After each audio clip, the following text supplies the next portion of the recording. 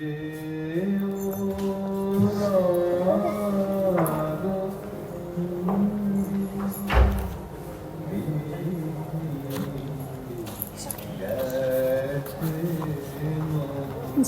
মধ্যে মৃত্যুর এই ব্যথা যে আমাদের ভাগ করতে হয় তার কারণ হচ্ছে আমরা দুই জায়গায় আছি। আমরা তার মধ্যেও আছি, সংসারের মধ্যেও আছি। আমাদের একদিকে অনন্ত, অন্যদিকে শান্ত। সেই জন্য মানুষ এই কথাই ভাবছে, কি করলে এই দুই দিককেই সে সত্য করতে পারে। এই জন্য সংসারের সুখভোগের মধ্যে থাকতে থাকতে তার অন্তরের মধ্যে বেদনা জেগে ওঠে এবং তখন ইচ্ছাপূর্বক সে পরম দুঃখকে বহন করবার জন্য প্রস্তুত হয়। A very good afternoon to one and all present here. The atmosphere entered somber with the opening lines. We invite you on this day to think about death, to contemplate its intricate entwinement with your being, to take in the stench of your mortality till it seems almost fragrant. Death, our dear friend, our only way out of this captivity we call life. Have we only ever misunderstood you? Today, we invite you to ponder upon death. Yet, we offer you a hand to grasp on this Herculean journey, the same hands which dare to pen.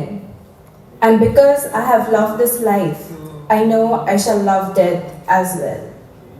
The grief of our loss still festers, as today we commemorate the 83rd anniversary of the demise of the great Indian mystic, poet, philosopher and thinker Rabindranath Tagore.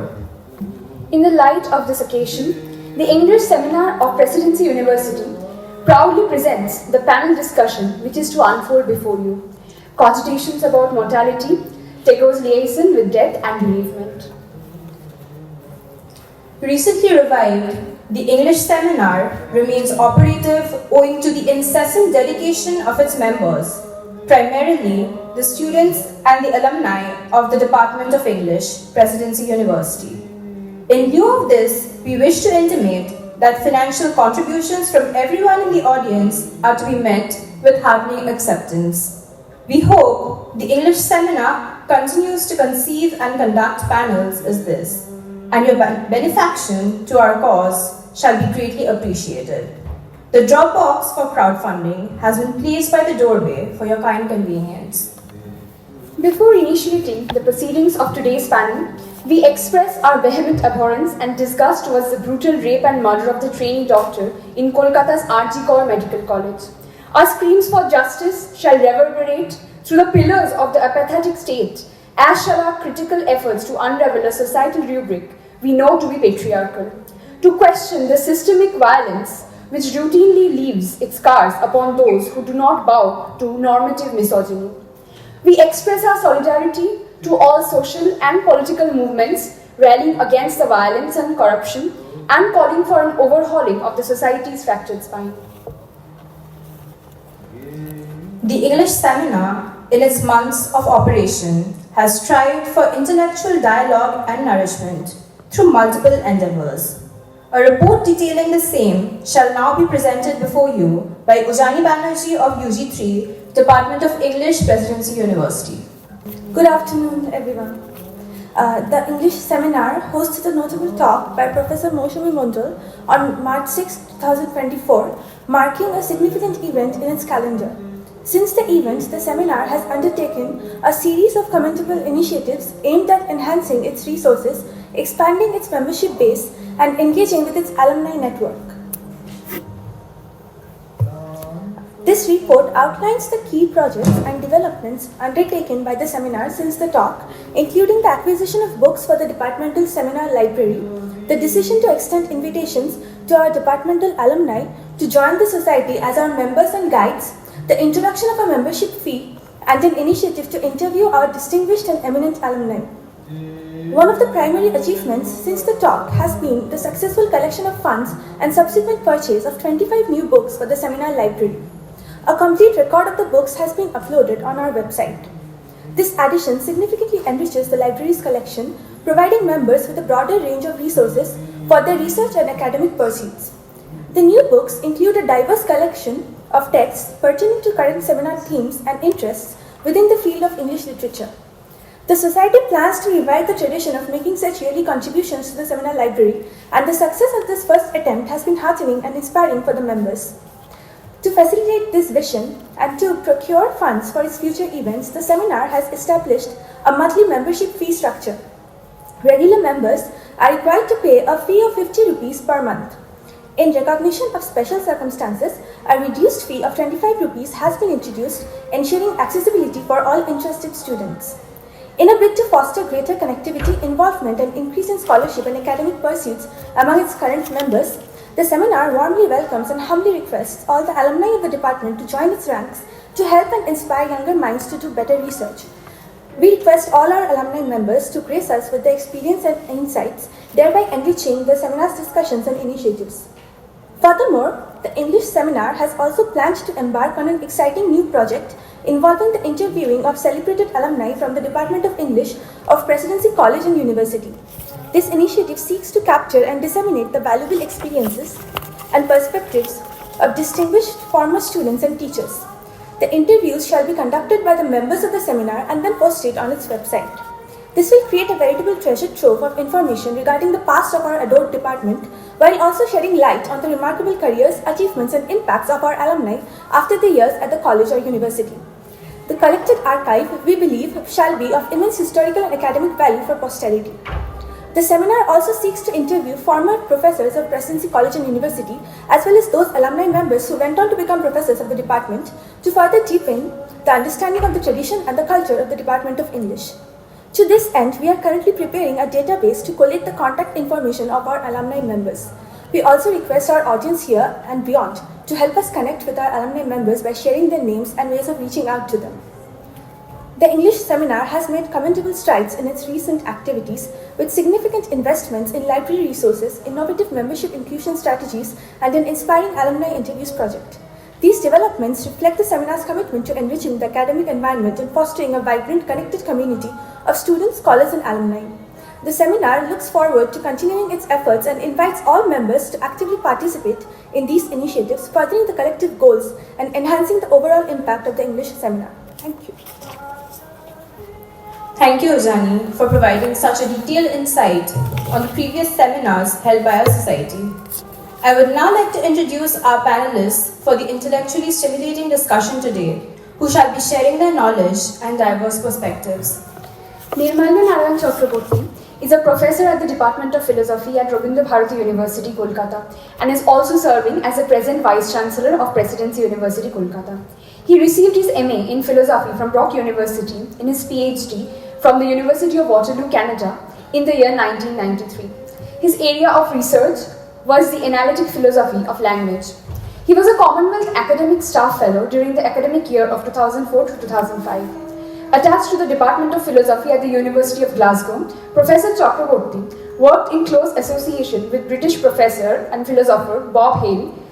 Professor Chakraborty has served as a visiting fellow to multiple universities and institutes.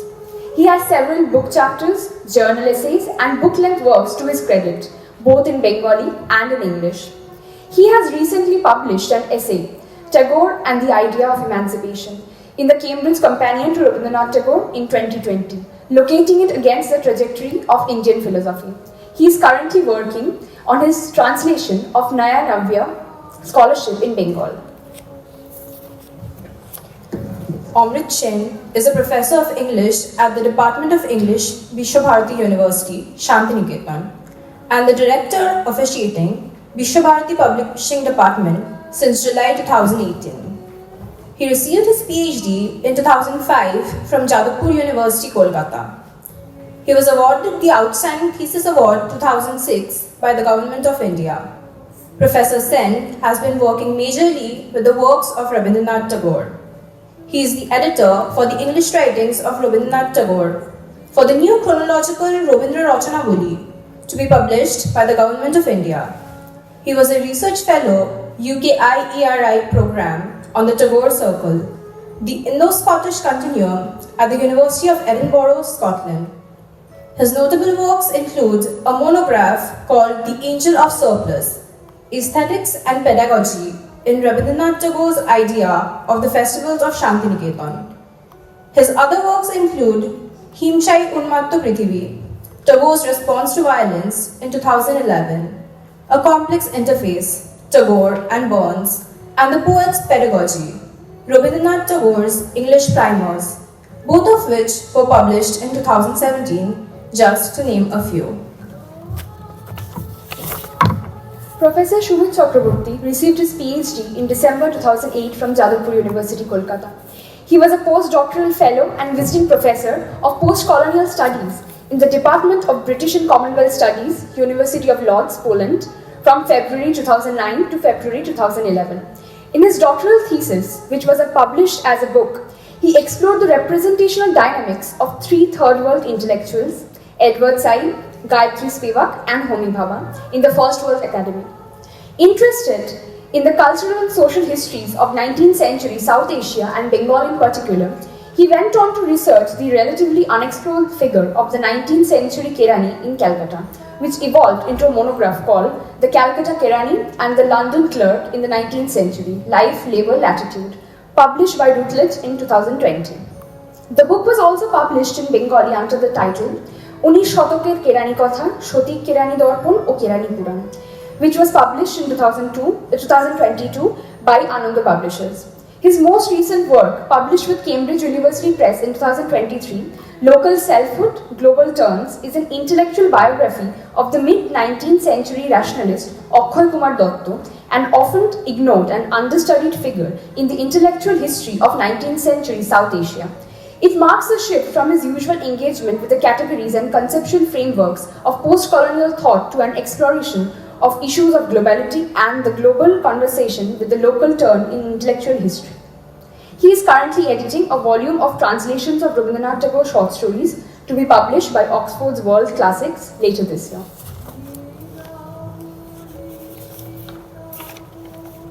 We would now request our esteemed panelists and moderator to ascend the stage as we wish to felicitate them. We hope these minor tokens bespeak the depths of our gratitude towards you for your hearty presence in this panel. We must mention that our panelists have shown Himalayan patience with us and with our every silly quest. We cannot thank you enough, professors, and with their permission, we are extremely happy to inform that today's talk will be uploaded shortly on our YouTube channel.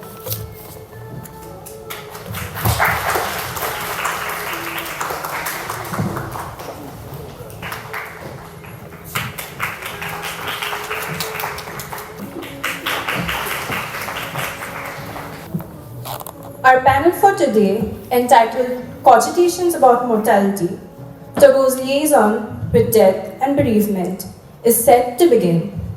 We intend to start with an introductory note, which is to be followed by the opening address to be delivered by our moderator for this panel, Professor Sumit Chakraborty. This shall be followed by the addresses by our respected panelists, Professor Nirmalya Narayan Chakraborty and Professor Amrit Sen, respectively. A summation of the panel will then be provided by the moderator, leading to a follow-up conversation centering the same. We will then have a brief questions and answers session for a duration of roughly 15 minutes, culminating today's discussion. I shall now call upon stage Meghma Mukherjee of UG2, Department of English, Presidency University, to deliver the introductory note, which is to be followed by the course of events as previously stated. আছে দুঃখ, আছে মৃত্যু, বিরহ দহন লাগে, তবুও শান্তি, তবু আনন্দ, তবু অনন্ত জাগে. There exists pain, exists death. The pain of separation burns one, and yet reigns peace, prevails happiness in eternity. Good afternoon to one and all present here. The inevitability of death and its jarring, unsettling face was a truth that dawned early on Rabindranath Tagore, for he was a man forced to grapple with the loss of everyone he loved from his youth. It began with the death of his mother, Sharada Devi, in 1875, when he was 14, and haunted Tagore throughout his life, into his later years, when his wife, Mrinalini Devi, passed away at 30 in 1902. As his fate would have it, Mrinalini's death was followed closely by his second daughter, Renuka, in 1903, leaving at the tender age of 13. However, the one departure that truly affected Tagore to his very core and left him devastated was that of his loved confidant and muse, his sister-in-law Kadambari Devi, who committed suicide in 1884. A young Tagore felt his entire world shatter, his life changed forever, and thus began his own search for the true meaning of death. In his first autobiography, Jibon Sriti, penned at the age of 50, he writes, জীবনের মধ্যে কোথাও যে কিছুমাত্র ফাঁক আছে তাহা তখন জানিতাম না, সমস্তই হাসি কান্নায় একেবারে নিরেট করিয়া বোনা, তাহাকে অতিক্রম করিয়া আর কিছুই দেখা যাইত না, তাই তাহাকে একেবারে চরণ করিয়াই গ্রহণ করিয়াছিলাম। এমন সময় কোথা হইতে মৃত্যু আসিয়া এই অত্যন্ত প্রত্যক্ষ জীবনটার একটা প্রান্ত যখন এক মুহূর্তের মধ্যে ভাগ করিয়া দিল, তখন মনটার মধ্যে সে কি ধাঁধাই লাগিয়া গেল। However, through these harsh experiences of separation and grieving, Tagore's ideas and philosophy on life and death began to blossom like a lotus in dark, muddy waters. Eventually, Tagore started to write on the acceptance of the inevitable, unconquerable truth, and found joy and solace in that. These ideas appear frequently in his collection of poems, Gitanjali. In poem number 90, he personifies death as a guest, whom he welcomes into his home with utmost reverence. He writes, মরণ যেদিন দিনের শেষে আসবে তোমার দুয়ারে, সেদিন তুমি কি ধন দিবি উহারে, ভরা আমার পরাণ খানি সম্মুখে তা দিব আনি, শূন্য বিদায় করব না তো উহারে। For Tagore, the acceptance of death lay in not only welcoming it with open arms, but also setting before it the vessel of a happy, fulfilled life, a life that had been truly lived. Another incident of profound impact on him in this regard was his father's quiet acceptance of his mother's death. Rabindranath Tagore was often said to be sitting in quiet meditation in the absence of his wife, which baffled young Tagore. Besides, he was also deeply influenced by ancient Indian philosophy and the idea of the eternal cycle of life and death. For him, the soul was an indestructible energy that transcended the transience of the human body. Hence, in the greater scheme of things, death was but a mere incident, a spark in the divine universal wheel of life. He captures this thought beautifully in his song, Through the Words.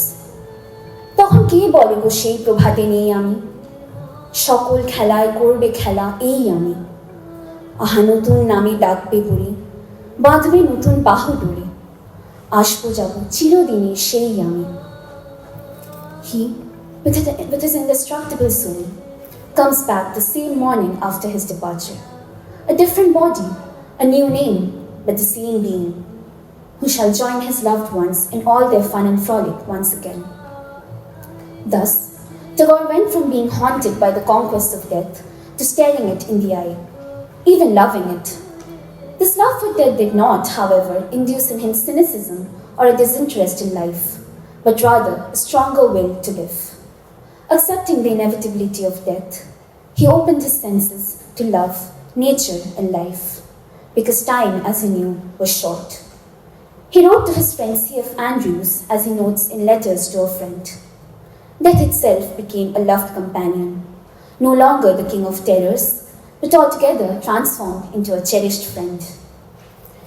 In his philosophy, therefore, death has a meaning because of the very existence of life. They appear as two independent cogs in the same wheel, two sides of the same coin.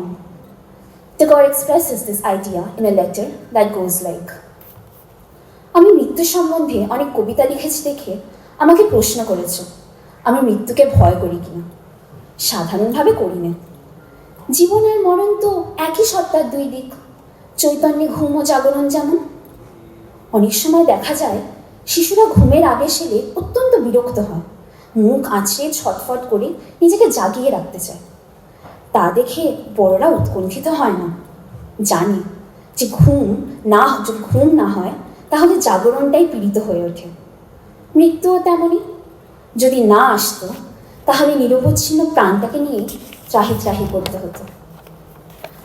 A recurring imagery in his poems about death is that of a bride and a bridegroom. With death, Tagore establishes a bond of love with romantic connotations. Their life becomes a bride waiting for the personified death as the groom, and their union becomes divine. He writes, মৃত্যুর নেপথ্য হতে আরবার এলে তুমি ফিরে, নূতন বধূর সাজে হৃদয়ের বিবাহ মন্দিরে, নিঃশব্দ চরণোপাতে।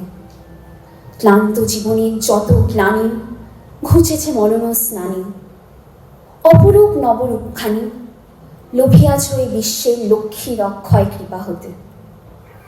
Thus, in Tagore's writings, the union of life and death becomes celebratory, something joyous, like a wedding.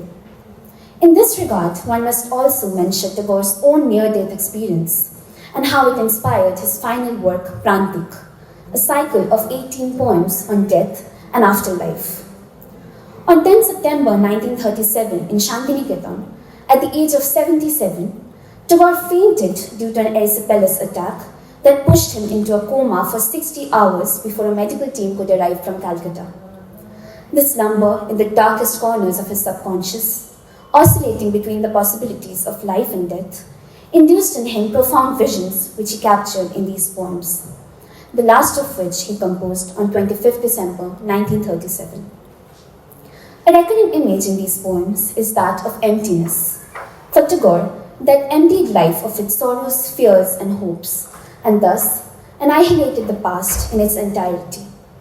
In the first poem of Prantik, Tagore writes, বিশ্বের আলোকলুপ্ত তিমিরের অন্তরালে এলে মৃত্যুদূত চুপে চুপে, জীবনের দিগন্ত আকাশে যত ছিল সূক্ষ্ম ধূলি স্তরে স্তরে দিল ধৌত করি। When the envoy of death approached in darkness, it wiped away layers of dust that had settled in the sky of life. For Tagore, perhaps this is what emptying one's life truly meant. Thus, Tagore's experiences with death shaped his ideas and philosophy, inspiring him to produce some of the finest works known in world literature, to be read and admired by generations to come. Thank you.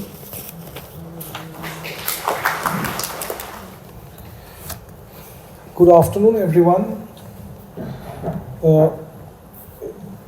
First of all, I congratulate the students who have organized this English seminar in these very disturbing and diabolic times, and who better to invoke than Tagore in such times of great distress for all of us. I was reading this and Professor Amrit Sen was asking me, I was so proud for a moment for my students because I have not seen this before. So very well written, whoever has done this.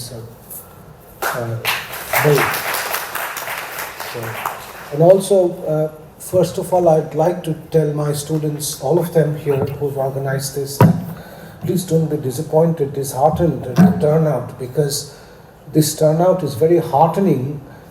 The way we came and the way most of the people are entering there, all of them, their feet are wet. So these aren't very, it's not a very easy task to come in today, and it poured unusually heavily today. So please don't be disheartened. I'm sure your program is already a great success because of how you've organized it so far.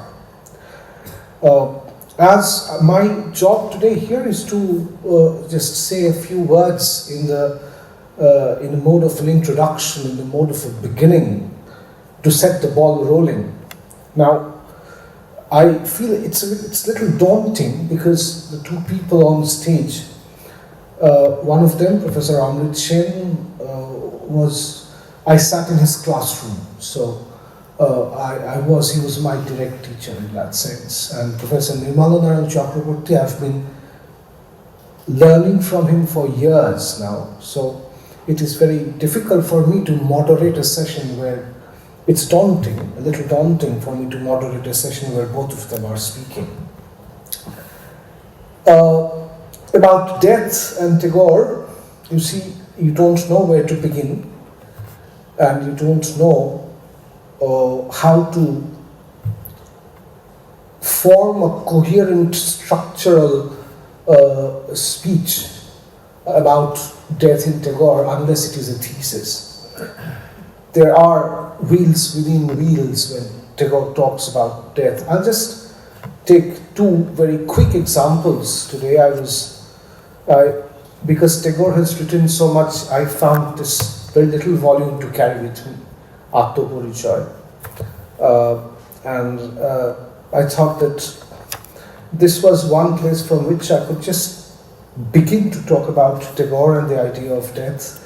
You see, we've been teaching literary theory for so long, and we've always talked about sophisticated European intellectuals in our classrooms when we talk about theories of understanding literature and art. And we all know how the death of the author, the moment I say the death of the author, we are reminded of Roland Barthes, right? So, and this was Tagore writing about the death of the author much before Barthes even, I think, learned the language itself. He writes, আমার নিজের কথার মধ্যে এমন একটা সুর আসিয়া পড়ে যাহাতে তাহা বড় হইয়া উঠে ব্যক্তিগত না হইয়া বিশ্বের হইয়া ওঠে। সেই যে সুরটা, সেটা তো আমার অভিপ্রায়ের মধ্যে ছিল না। আমার পটে একটা ছবি দেখিয়াছিলাম বটে, কিন্তু সেই সঙ্গে যে একটা রং ফলিয়া উঠিল, সেই রং ও সে রঙের তুলি তো আমার হাতে ছিল না। নূতন ছন্দে অন্ধের প্রায় ভরা আনন্দে ছুটে চলে যায়, নূতন বেদনা বেজে ওঠে তাই নূতন রাগিনী ভরে। যে কথা ভাবিনি বলি সেই কথা, যে ব্যথা বুঝি না জাগে সেই ব্যথা, জানি না এনেছি কাহার বারতা, কারে শোনা বার্তা। Then he writes, আমি ক্ষুদ্র ব্যক্তি যখন আমার একটা ক্ষুদ্র কথা বলিবার জন্য চঞ্চল হইয়া উঠিয়াছিলাম, তখন কে একজন উৎসাহ দিয়া কহিলেন, বলো বলো, তোমার কথাটাই বলো। আমারই কথার ভিতর দিয়া কি সব নিজের কথা বলিয়া লইলেন। And notice how Tagore uses the word death in these lines. কে কেমন বোঝে অর্থ তাহার, কেহ এক বলে কেহ বলে আর, আমারে সুধায় বৃথা বারবার, দেখে তুমি হাসো বুঝি। কে গো তুমি, কোথা রয়েছ গোপনে, আমি মরিতেছি খুঁজি। এই যে আমি মরিতেছি খুঁজি, there is no better explanation of the death of the author than this. And I have taught that essay for a very long time, and I know how this is what resonates in what Barthes is writing as well. So this is the one sense of death that Tagore has explored. And the other sense, the other sense is in a larger sense. It cannot be, books have been written on this. It's the idea of the Jivana Devata. And critics across time and space have tried to define what Jivana Devata is for Tagore. And in Atmaporichoy, Tagore himself gives us at least two definitions of the Jivana Devata. And I'll just quote very briefly, just two of them. এই যে কবি, যিনি আমার সমস্ত ভালো মন্দ, আমার সমস্ত অনুকূল ও প্রতিকূল উপকরণ লইয়া আমার জীবনকে রচনা করিয়া চলিয়াছেন, তাহাকেই আমার কাব্যে আমি জীবন দেবতা নাম দিয়েছি। অনাদিকাল হইতে বিচিত্র বিস্মৃত অবস্থার মধ্য দিয়া তিনি আমাকে আমার এই বর্তমান প্রকাশের মধ্যে উপনীত করিয়াছেন। You understand this বিচিত্র বিস্মৃত অবস্থা is talking about the memory, and memory comes along with the thoughts of death. সেই বিশ্বের মধ্য দিয়া প্রবাহিত অস্তিত্ব ধারায় বৃহৎ স্মৃতি তাহাকে অবলম্বন করিয়া আমার অগোচরে আমার মধ্যে রহিয়াছে। সেই জন্য এত বড় রহস্যময় প্রকাণ্ড জগৎকে অনাত্মীয় ও ভীষণ বলিয়া মনে হয় না। This is one definition. And the other definition is when he says, এই পত্রে আমার অন্তর্নিহিত যে সৃজন শক্তির কথা লিখিয়াছি, যে শক্তি আমার জীবনের সমস্ত সুখ দুঃখকে, সমস্ত ঘটনাকে ঐক্যদান তাৎপর্য দান করিতেছে, আমার রূপ রূপান্তর জন্ম জন্মান্তরকে এক সূত্রে বাঁধিতেছে, যাহার মধ্য দিয়া বিশ্ব চরাচরের মধ্যে ঐক্য অনুভব করিতেছি, তাহাকে জীবন দেবতা নাম দিয়া লিখিয়াছিলাম। Now, we can go into a long discourse on this some other day, but the very idea of the জীবন দেবতা, যে জন্ম জন্মান্তরকে এক সূত্রে বেঁধেছে, it invokes in you the thoughts of death in its many and various ways, and Tagore, even in his thoughts of death, was always very hopeful in so many ways. So with these words, we'll just begin this conversation, and I'll invite Professor Nirmalya Narayan Chakraborty to say.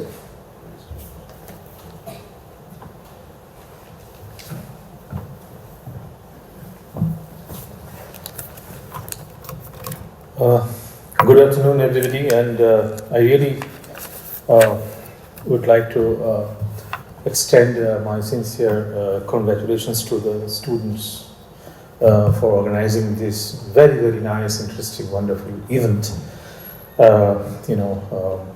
Tagore's negotiation with death, and also, of course, I thank them for giving me the opportunity to share some of my ideas with you. And as Professor Chakrabarti has just now mentioned, that it's very difficult to where from to start. I mean, given the vast, creative, repertoire that Tagore has left for us, it's very difficult. But anyway, I shall try to, since this is a kind of a discussion rather, a kind of presentation of a speech. So I would like to, draw your attention to 2 or 3 points that I find very interesting in Tagore's idea of death. I think, as a student of philosophy, I would like to locate Tagore's idea of death in a larger, issue, which is sometimes called the problem of evil in philosophy of religion, especially. In a very nutshell, what is this problem of evil? Well, in the typical Judeo-Christian concept of God, God is supposed to be omnipotent. God is supposed to be omniscient. And he is also all-loving, right? Okay. Now, if there is such a God who is omnipotent, omniscient, and all-loving, the question immediately one could ask is, then why is so much evil in the world? And by evil, we can think of evils sometimes man-made, sometimes even natural evils, like, say, all kind of natural devastations. If God is omnipotent, if God, can do whatever he wants, then why couldn't he create a world where there are no evils? If God is omniscient, if God knows everything, past, present, and future, then why couldn't God prevent human beings from engaging themselves into all kind of horrible acts? And if God is all loving, if God loves everybody in the world, then how come he is a kind of silent witness to all the terrible things that are happening in the world? So this is, in a nutshell, this is known as the problem of evil. Now, there are philosophers who have tried to respond to this question. And the reason I try to locate Tagore's negotiation with death under this larger issue is Tagore himself raises this question: why is creation full of imperfections? সৃষ্টি কেন এরকম হলো? এত দুঃখ, এত যন্ত্রণা, এত কষ্ট, এত ধরনের, উনি শব্দটা ব্যবহার করেছেন অপূর্ণতা। সৃষ্টি কেন অপূর্ণ? যেখানে উনি বারবার বলছেন নানা জায়গায় যে সেই যে পরম সত্তা বা পরম তত্ত্ব, নানা সময় নানা শব্দ ব্যবহার করেছেন তিনি সেই পরম তত্ত্বকে বোঝাতে গিয়ে, পরম সত্তাকে বোঝাতে গিয়ে। কিন্তু একটা কথা বারবার বলছেন, বহু জায়গায় বলেছেন, যে এই পরম সত্যের সাথে প্রেমের যে মিলন ব্যক্তি সত্তার, সেখানে আমাদের সার্থকতা। Tagore himself has raised this question, যে কিভাবে আমি এই যে সৃষ্টি, যেটা এত নানা অর্থে অপূর্ণ, এত নানা অর্থে যেটা যার মধ্যে এতখানি অভাব, বিচ্ছেদ, যন্ত্রণা রয়েছে, সেই সৃষ্টির মধ্যে আমি কিভাবে ওই পরম সত্তার সাথে প্রেমের মিলনে মিলিত হব।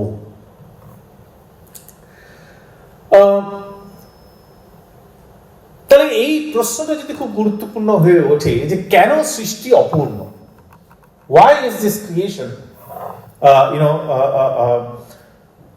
fraught with so many incompleteness, so much lacks?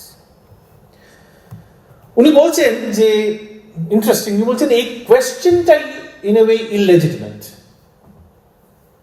বলছেন এই প্রশ্নটা আমরা করতে পারি না। কেন করতে পারি না? মানে উনি খুব স্পষ্ট করে উত্তর দিয়েছেন তা নয়, কিন্তু we can interpret him suggesting, যে উনি বলছেন, বলতে চাইছেন যে যদি এই প্রশ্নটা আমাকে তুলতে হয়, একজন ব্যক্তি মানুষকে তুলতে হয় যে কেন এই সৃষ্টিটা এইরকম, তাহলে সামহাউ অ্যাটলিস্ট কনসেপচুয়ালি আমাকে এই সৃষ্টির বাইরে গিয়ে দাঁড়াতে হবে।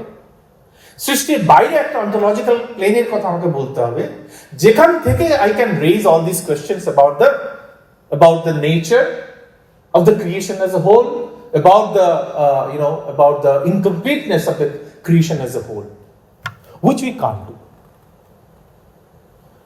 মানে গুড অর ব্যাড, ওই যে হাইডেগারের ভাষায় বলতে পারি, I am thrown into this world.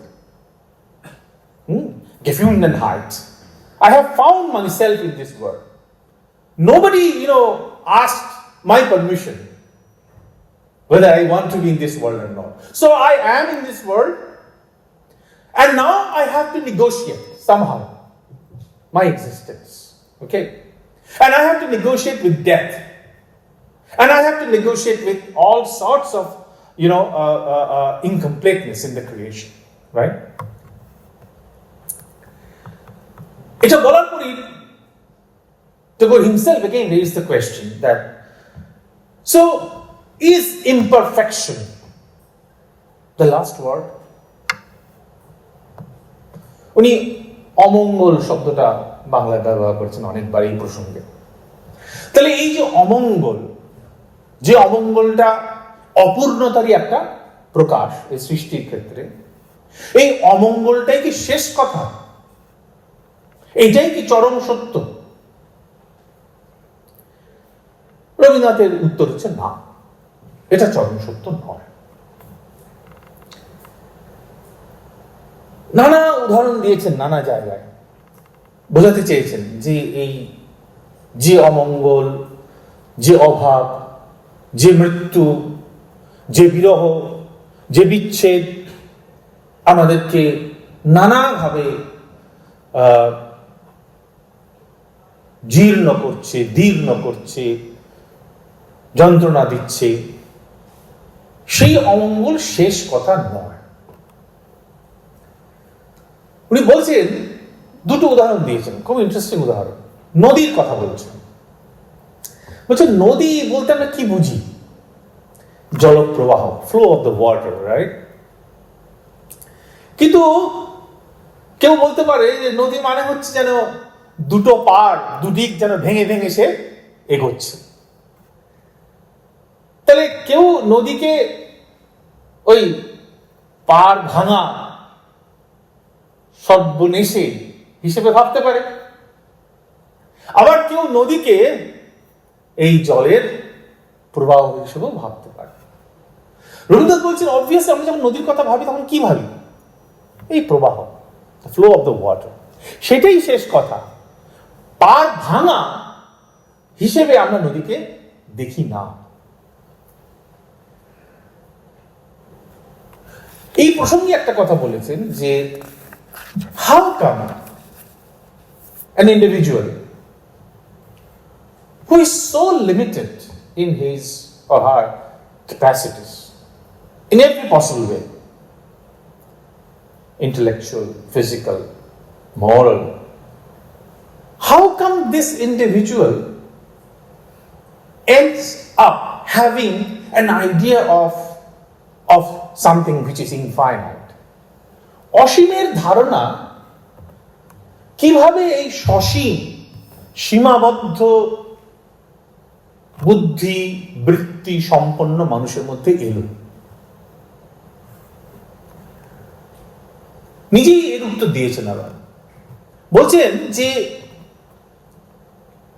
এটা তখনই সম্ভব যদি এই সীমাবদ্ধ, এই নানাভাবে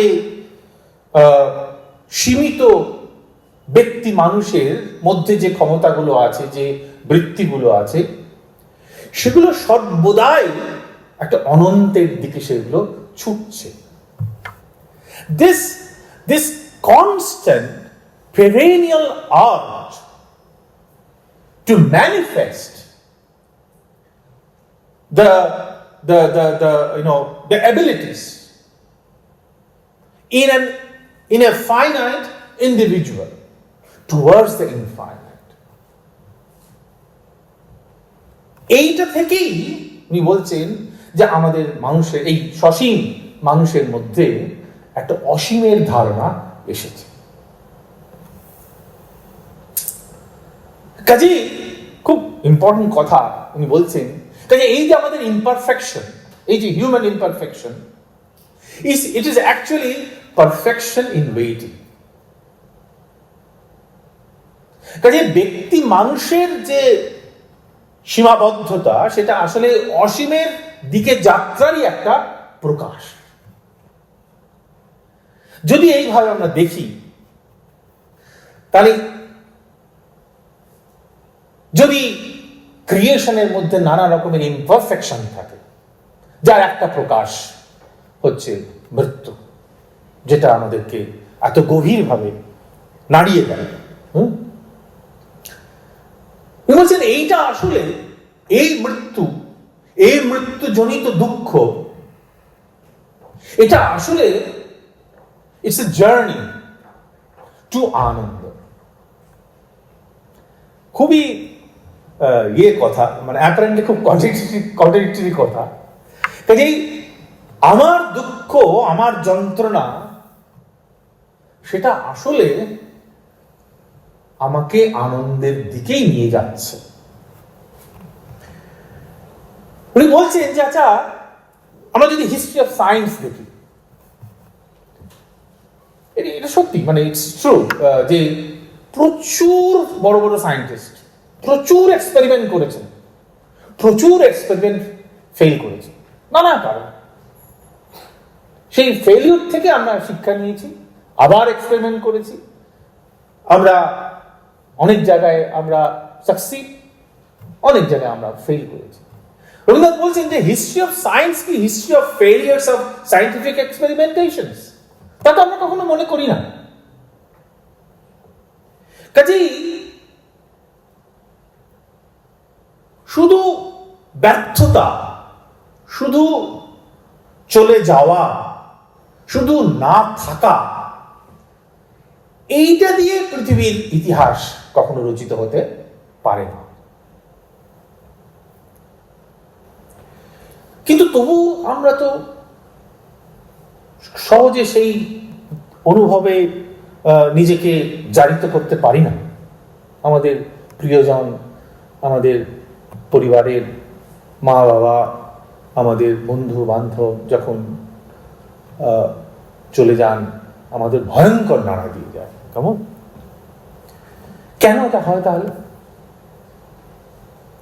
উনি বলছেন যে এটা হয় আমাদের এই কারণেই যে আমাদের দৃষ্টিটা অত্যন্ত ন্যারো হয়ে থাকে, অত্যন্ত ছোট জায়গার মধ্যে আমরা জিনিসটাকে ভাবতে থাকি। আমার প্রিয়জনের মৃত্যুকে আমরা যদি আমাদের দৃষ্টিটা প্রসারিত করে দিতে পারি, অনেক বড় করে দিতে পারি, তার ক্যানভাসটা দিয়ে আমরা অনেক বড় করতে পারি, তাহলে হয়তো যে মৃত্যুটা আমাকে ভয়ঙ্কর ভাবে নাড়া দিয়ে গেছে একেবারে, তখন হয়তো তার থেকে আমরা একটা মুক্তির একটা পথ খুঁজে পাবো। এই যে আমাদের ছাত্রী যে প্রথমে বললেন কয়েকটি কথা, বিশেষ করে সমী চলে যাওয়ার পর, ছোট্ট ছেলে, সেই সমী চলে যাওয়ার পর রবীন্দ্রনাথের যে অনুভব, উনি বলছেন যে উনি বোধহয় সেদিন কলকাতা থেকে শান্তিনিকেতন ফিরছিলেন, পূর্ণিমার রাত ছিল। উনি বলছেন জগতের দিকে তাকিয়ে দেখছি কোনো কিছুই তো অভাব নেই, সব তো আছে। এই যে কোনো কিছুই অভাব নেই, সবই আছে, সন্তান চলে যাওয়ার পরও তার এই অনুভব হচ্ছে, অর্থাৎ তিনি তার দৃষ্টিটাকে অনেক বেশি এক্সটেন্ড করতে পেরেছেন। উনি বলছেন পৃথিবীতে যদি আমরা শুধু মৃত্যু চোখ দিয়ে দেখি, তাহলে তো পৃথিবীটা হবে কতগুলো মৃতদেহের সমষ্টি মাত্র। কিন্তু তা তো নয়, মৃত্যুর পরেও প্রাণের ধারা নিত্য বহমান। ওই আবার এই কথাটা কি একটু অন্যভাবে বলছেন যে মৃত্যুটা হচ্ছে প্রাণের যে যাত্রা পথে একটা সাময়িক বিরতি। It's a momentary, stop of life in the long, large flow of life. প্রসঙ্গত মনে করছে, সেটা নিয়ে আবার অনেকে অনেক কথা, অনেক প্রবন্ধ লিখেছেন। উইটগেনস্টাইন একটা জায়গায় মন্তব্য করেছিলেন, death is not an event in life. খুব রহস্য কথা, অনেকে অনেক কথা এটা নিয়ে ব্যাখ্যা করার চেষ্টা করেছেন। তাহলে এই আমাদের দৃষ্টিটাকে, আমাদের পার্সপেক্টিভটাকে যদি আমরা একটু ওয়াইডেন করতে পারি, তাহলে কিন্তু ওই মৃত্যুই শেষ কথা, এই সৃষ্টির অপূর্ণতাই শেষ কথা, সেটা কিন্তু তখন আর মনে হবে না। তখনই তো রবীন্দ্রনাথ বলতে পেরেছিলেন যে মরণরে তুহু মম শ্যাম সমা।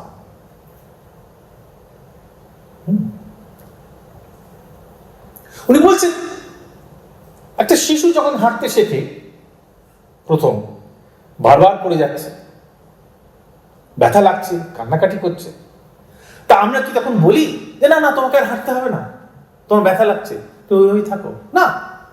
তারপর যেদিন সে হাঁটতে শিখলো, তার কি আনন্দ, আর তার পরিবার পরিজনের বিভাগ কতখানি আনন্দ। কাজেই ওই পড়ে যাওয়াটা শেষ কথা না, হাঁটতে পারাটা শেষ কথা। এখন কেন আমাদের এই দৃষ্টিভঙ্গিটা এত ছোট থাকে, এত ক্ষুদ্র থাকে, যার কারণে আমরা we are so touched, touched in the negative sense. We are so we get so puzzled by death. আমি বলছি তার কারণ হচ্ছে আমরা সবসময় ইমিডিয়েট প্রেজেন্টকে নিয়ে ভাবছি। ইমিডিয়েট প্রেজেন্ট, এই মুহূর্তে যেটা হচ্ছে সেটাই আমার কাছে মনে হচ্ছে চরম, সেটাই শেষ কথা। রবীন্দ্রনাথ বলছেন যে what we could be is more important than what we are now in this immediate present.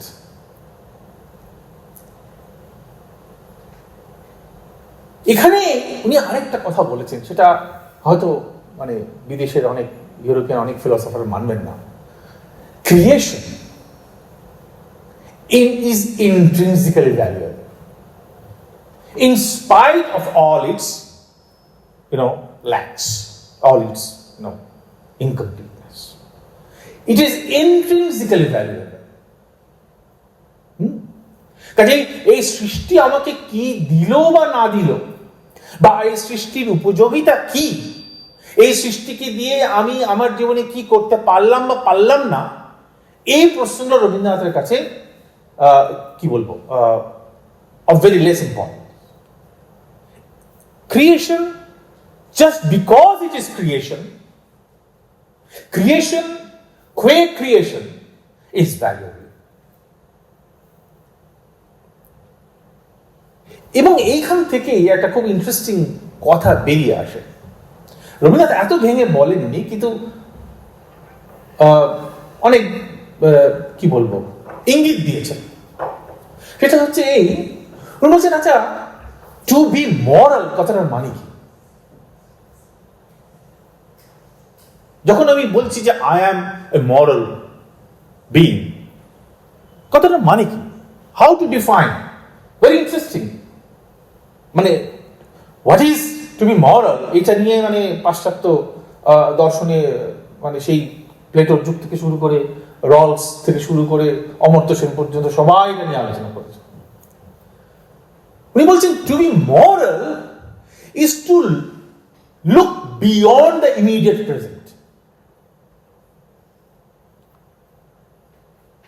এইখানেই উনি সেই বিখ্যাত বড় আমি আর ছোট আমি প্রসঙ্গ এনেছেন। The small I in me tries to confine myself within the immediate present. এক্ষুনি আমার কি হচ্ছে না হচ্ছে, আমার সাফল্য ব্যর্থতা পাওয়া না পাওয়া তার হিসেব করছে ছোট আমি। কিন্তু আমার মধ্যে যে বড় আমি আছে, সে বড় আমি ওই যে the limits of the immediate present তার বাইরে বেরিয়ে যাওয়ার চেষ্টা করছে কনস্ট্যান্টলি। এবং এটাও হয়তো এক অর্থে ওনার ঈশ্বরের ধারণা। ওনার ঈশ্বর তো ওই অর্থে এক ধরনের সাবস্ট্যান্টিভ বিইং নয়, কোনোভাবেই নয়। এইটাই হচ্ছে উনি বলছেন যে এই যে আমার মধ্যে যে বড় আমি আছে, এই বড় আমি সবসময় আমাকে ইন্সপায়ার করছে two look beyond the immediate present. উনি বলছেন সবসময় যে আমরা এই বড় আমিকে আমরা ধরতে পারি তা নয়। It's not very empirically tractable, but we can always hear the murmurs of this big I in me. সেই কারণেই তো আমাদের নানা ভাবে, সেটা সাহিত্যে, বিজ্ঞানে, শিল্পে, নানাভাবে আমরা বারবার সেই দিকে এগোনোর চেষ্টা করছি, তাকে ছোঁয়ার চেষ্টা করছি, তাকে ধরার চেষ্টা করছি, তাকে পাওয়ার চেষ্টা করছি। এবং উনি বলছেন একটা কথা, এটাও খুব কি বলবো, বিশেষ করে এই প্রফেসর চক্রবর্তী যেটা রেফার করলেন, আমরা সবাই জানি যে একটা ভীষণ সংকটের সময়ে, সংকটের যুগে, সেটা ব্যক্তি ক্ষেত্রে হতে পারে, সেটা বৃহত্তর সমাজের ক্ষেত্রেও হতে পারে। উনি বলছেন যে there is no alternative to being moral. We can't but be moral. উনি ডাকাত দলের উদাহরণ দিয়েছেন। উনি বলছেন ডাকাত দলে যারা ডাকাতি করে তাদের মধ্যেও কিন্তু একটা internal moral code of conduct থাকে, সেটাকে তারা ভায়োলেট করে না, করতে পারে না। উনি বলছেন যে any gross violation of moral injunctions, codes, always requires presence of some kind of moral structure behind it. Kajai, we don't have any option. We can't but be moral. খুব রিঅ্যাসিওরিং কথা, মানে ভাবতে খুব ইচ্ছা করে, কিন্তু ওই আর কি বারবারই আবার এত রকমের ঘটনা আমাদের সমাজে ব্যক্তি জীবনে ঘটে, তখন এতে বিশ্বাস আমরা অনেক সময় হারিয়ে ফেলি।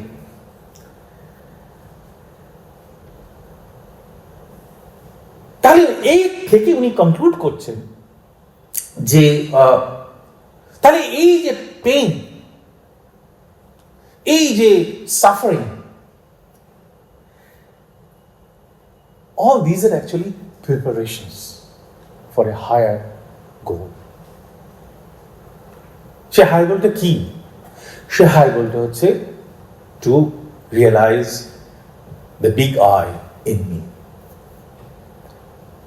কাজেই উনি বলছেন যে we have to embrace pain,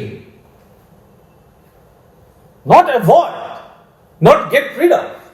We have to embrace pain so that we become the worthy, subjects of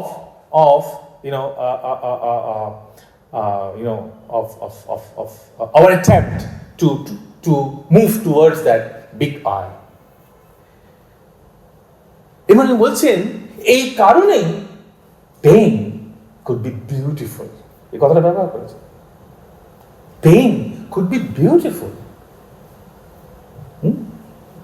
দুঃখ আমার কাছে সুন্দর রূপে প্রকাশিত হচ্ছে এই কারণেই যে এই দুঃখের মধ্য দিয়েই তোমার মঙ্গল আলোক জ্বলবে, যে আলোকের পথে আমার মধ্যে যে বড় আমিটা আছে সে বড় আমিটা এগিয়ে যেতে পারবে। আমি জাস্ট ব্রিফলি সামারাইজ করছি যে কিভাবে রবীন্দ্রনাথ মৃত্যু এবং এই সামগ্রিক সৃষ্টির যে কি বলবো অপূর্ণতা তাকে বোঝার চেষ্টা করেছেন। একটা তো বারবার বলছেন যে আমাদের এই সংকীর্ণ দৃষ্টি হচ্ছে ভেরি ন্যারো ভিশন, এবং pain cannot be the final word. দুঃখ শেষ কথা নয়, মৃত্যু শেষ কথা নয়। এবং যেটা বললাম যে এই সৃষ্টি ইন্ট্রিনসিক্যালি ভ্যালুয়েবল। সৃষ্টি হওয়া মানেই হচ্ছে সৃষ্টিটার মধ্যে একটা মূল্য আছে, এবং সেই মূল্যটা তার সবকিছুকে নিয়েই, ভালো মন্দ, তার আলোর দিক, অন্ধকারের দিক, সবকিছু নিয়েই সেটা মূল্যবান। আর যেটা বললাম যে বিং মরাল, এটা আমাদের মধ্যে রয়েছে,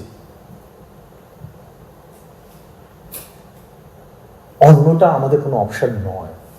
আমরা সবসময় ওইভাবেই এগোচ্ছি, এগোনোর পথে অনেক ব্যর্থতা হচ্ছে। অনেক জায়গায় আমরা ওই যেমন শিশুটির উদাহরণ দিয়েছিলেন, হাঁটতে শিখছে, পড়ে যাচ্ছে বারবার, আমরাও পড়ে যাচ্ছি বারবার আমাদের ব্যক্তি জীবনে, আমাদের সমাজ জীবনে বারবার আমাদের ব্যর্থতা আসছে।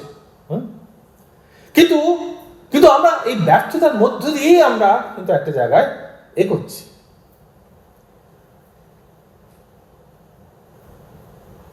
এবং এই ভাবে দেখাটার মধ্যে একটা স্বাতন্ত্র্য আছে। এই কারণে বলছি যে এই প্রবলেম অফ ইভিলের কথাটা দিয়ে আলোচনাটা শুরু করেছিলাম, পাশ্চাত্য দর্শনে majority of the philosophers who have tried to address this problem, they fall back on the idea of human freedom, human free will.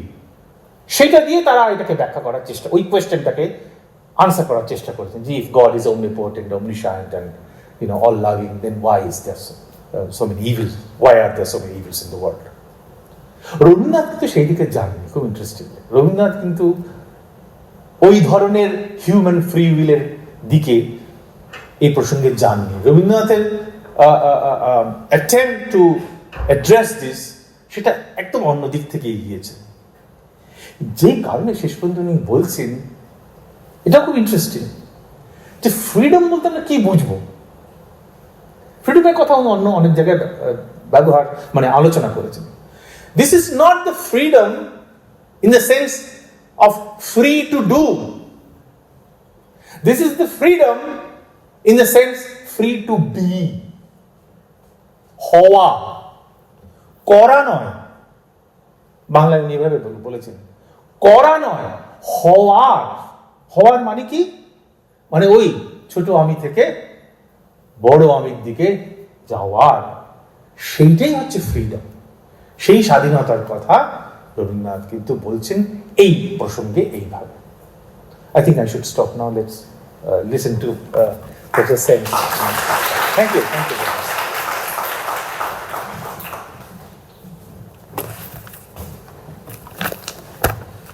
Very good afternoon, or rather it's evening now, and thank you to the English seminar for inviting me here.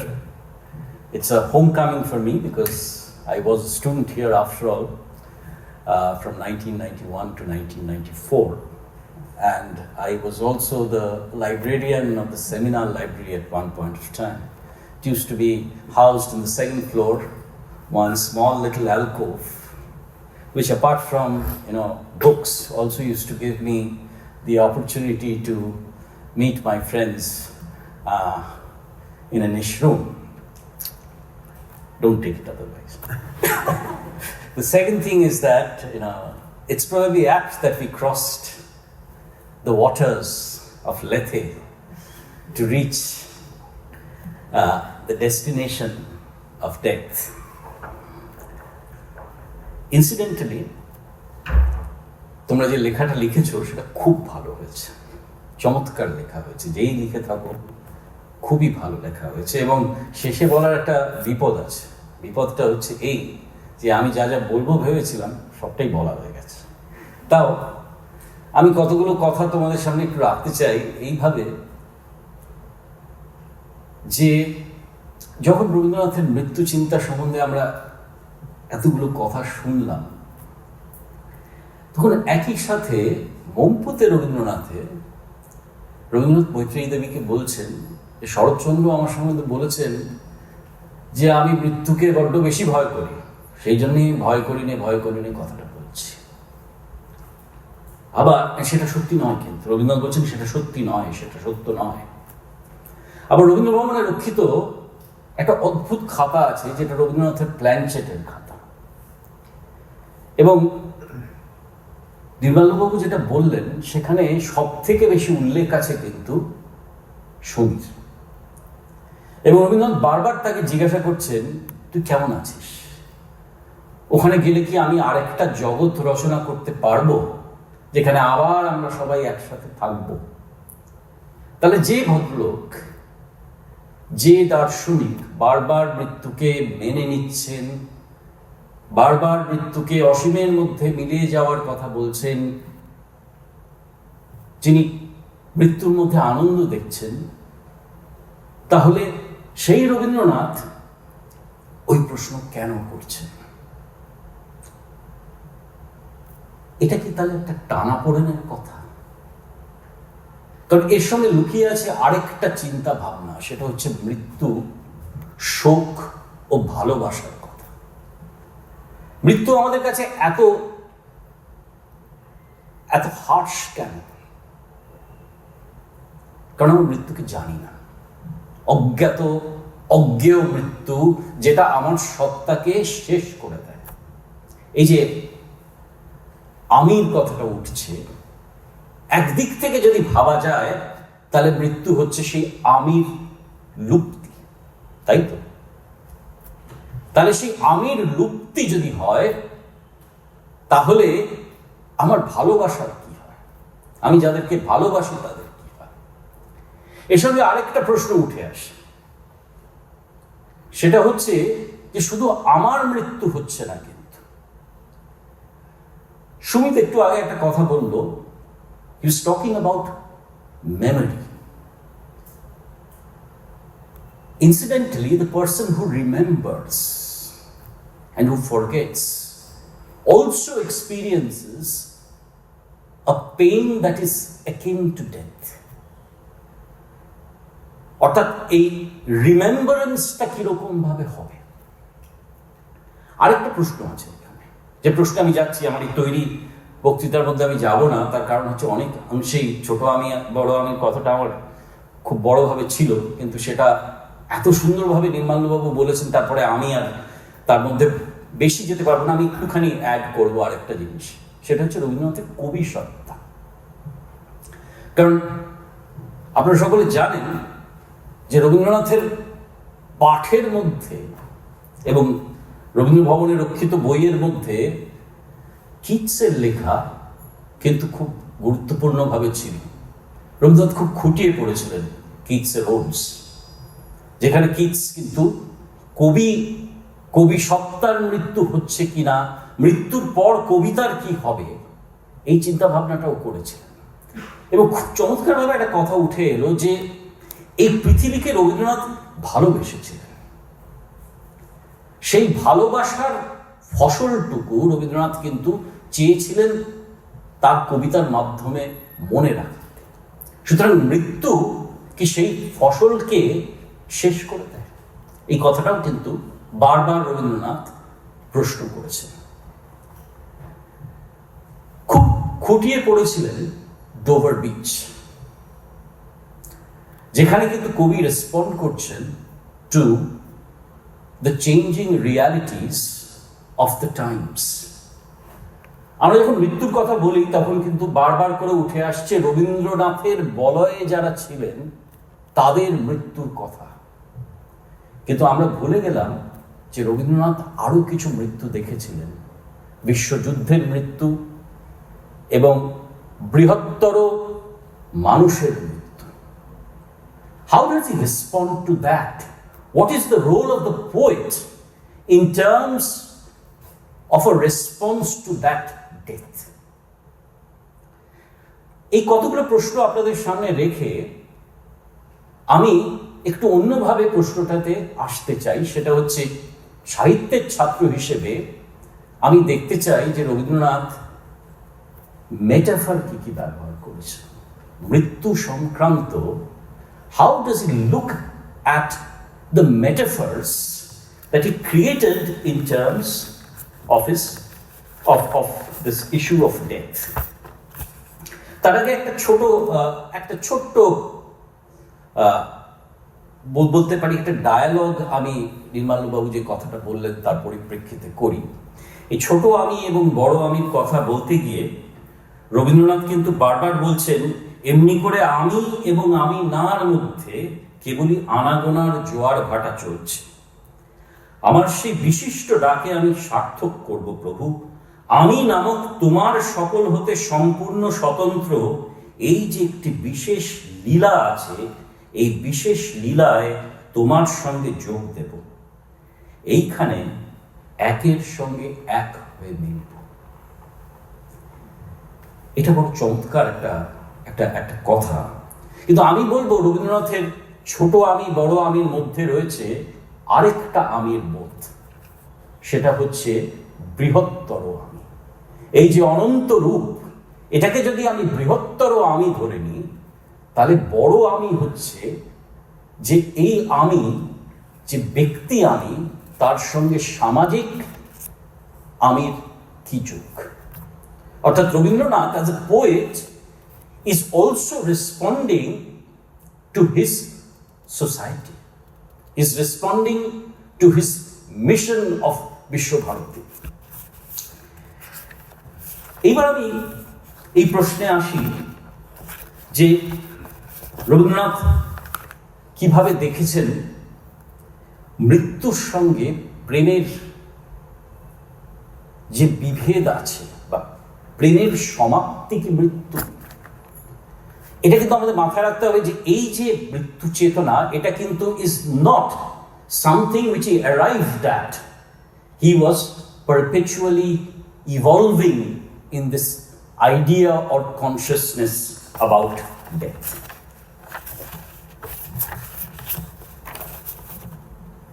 নির্মাল্যবাবু চমৎকার একটা কথা বলেছেন সমীর মৃত্যুর কথা। এই চিঠিটা লেখা হয়েছিল মীরা দেবীকে নীতেন্দ্রনাথ মারা যাওয়ার পরে, মৃত্যুর 1 বছর আগে লিখেছিলেন রবীন্দ্রনাথ। এবং এই চিঠিটা আমি আজও, ইফ দেয়ার ইজ এনি বিরিভমেন্ট, আমি তাদের সকলকে পড়তে বলি। উনি বলছেন, যে রাত্রে সমী গিয়েছিল সে রাত্রে সমস্ত মন দিয়ে বলেছিলুম, বিরাট বিশ্ব সত্তার মধ্যে তার অবাধ গতি হোক। আমার শোক যেন একটুও যেন পিছনে না টানে। সেখানে আমাদের সেবা পৌঁছয় না, কিন্তু ভালোবাসা হয়তো বা পৌঁছয়। নইলে ভালোবাসা এখনো টিকে থাকে কেন?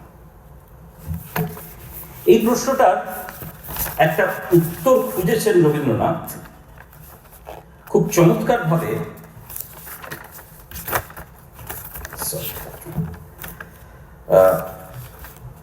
যেতে নাহি দিব কবিতায়।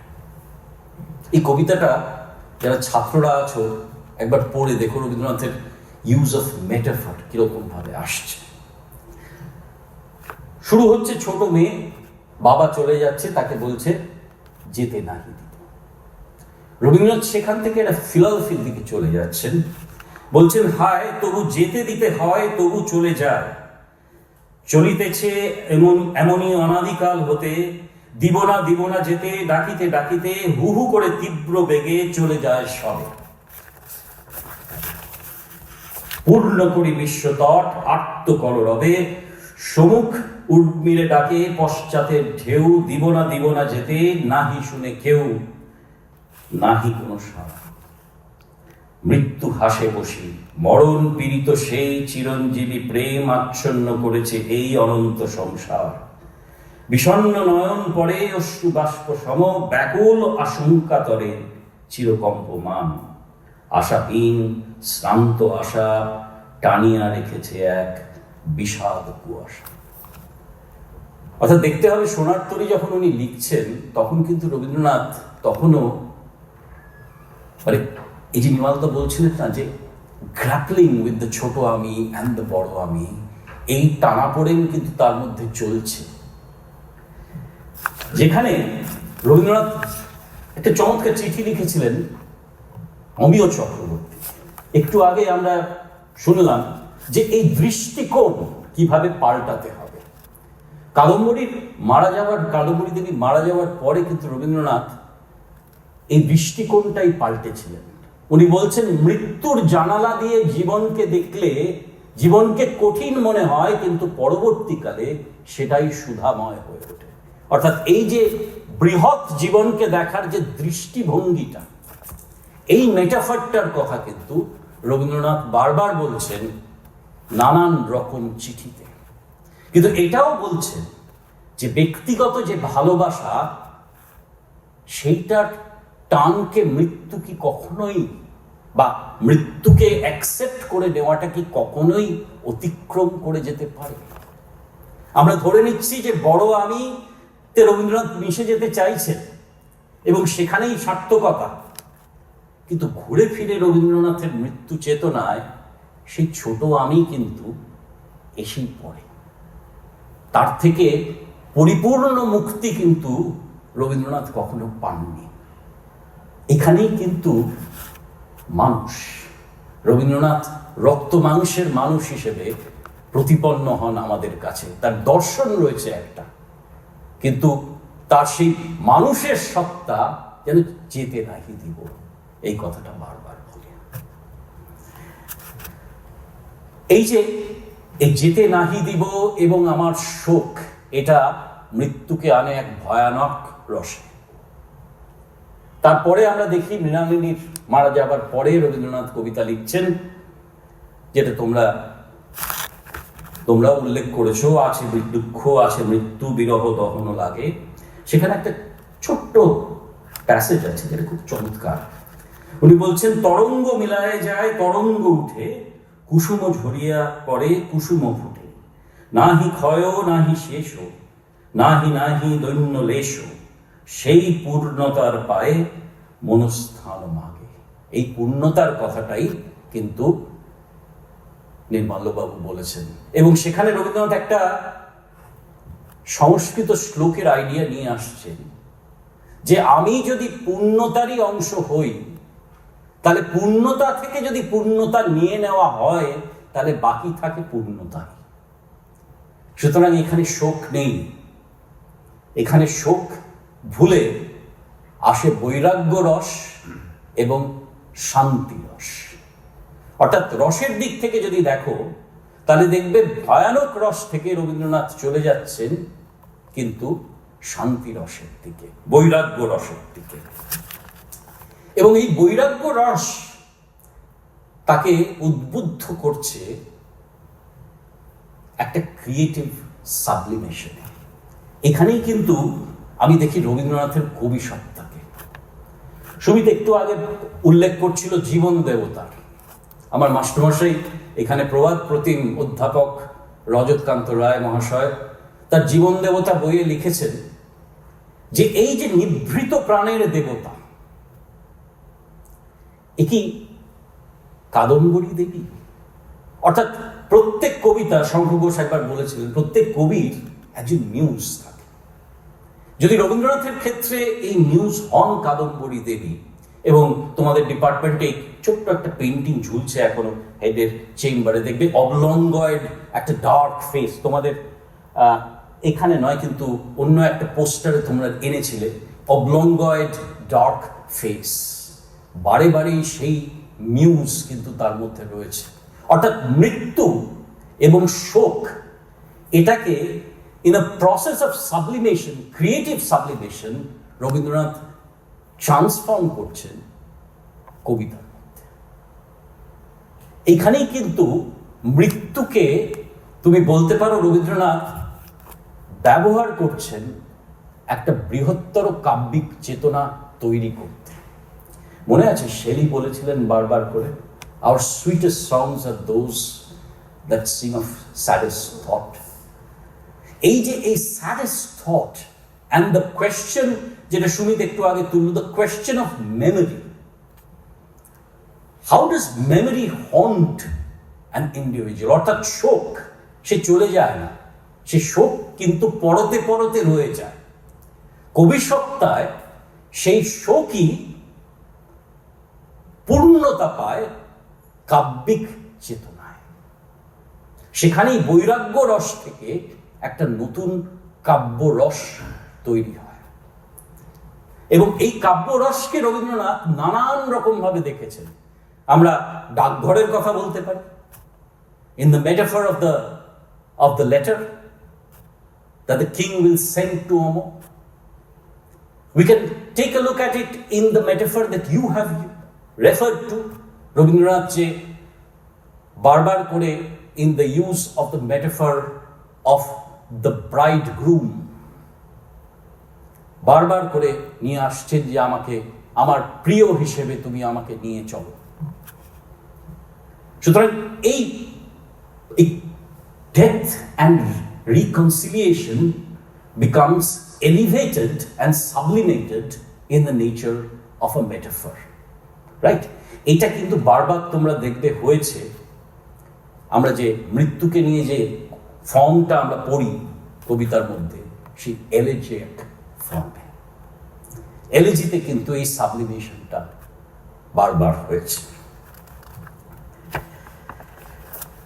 কিন্তু তাছাড়াও রবীন্দ্রনাথ খুব সচেতন ছিলেন, বারবার জিজ্ঞাসা করছেন যে কি রয়ে যাবে আমার।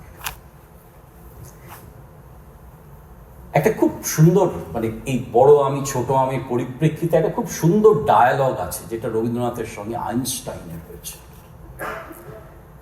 আইনস্টাইন এবং রবীন্দ্রনাথ বারবার কথা বলছেন যে সত্যটা কি, is the truth and is beauty irrespective of personality.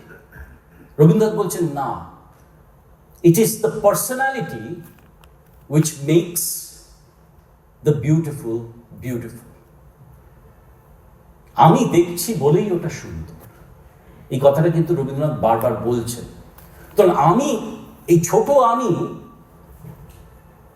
বড় আমির মধ্যে মিশে যেতে পারে, কিন্তু এই ছোট আমিটা কোথায় থাকলো, এই প্রশ্ন কিন্তু রবীন্দ্রনাথ বারবার করে জিজ্ঞাসা করছেন। এবং সে কারণেই দেখো এই কবিতাটায়, হে সংসার আমাকে বারেক ফিরে চাও, পশ্চিমে যাবার মুখে বর্জন করো না মোরে, উপেক্ষিত ভিক্ষুকের মতো জীবনের শেষ পাত্র উছলিয়া দাও পূর্ণ করি, দিনান্তের সর্বদান যজ্ঞে মেঘের অঞ্জলি, স্বীকার করিব তারে, সে আমার বিপুল বিস্ময়।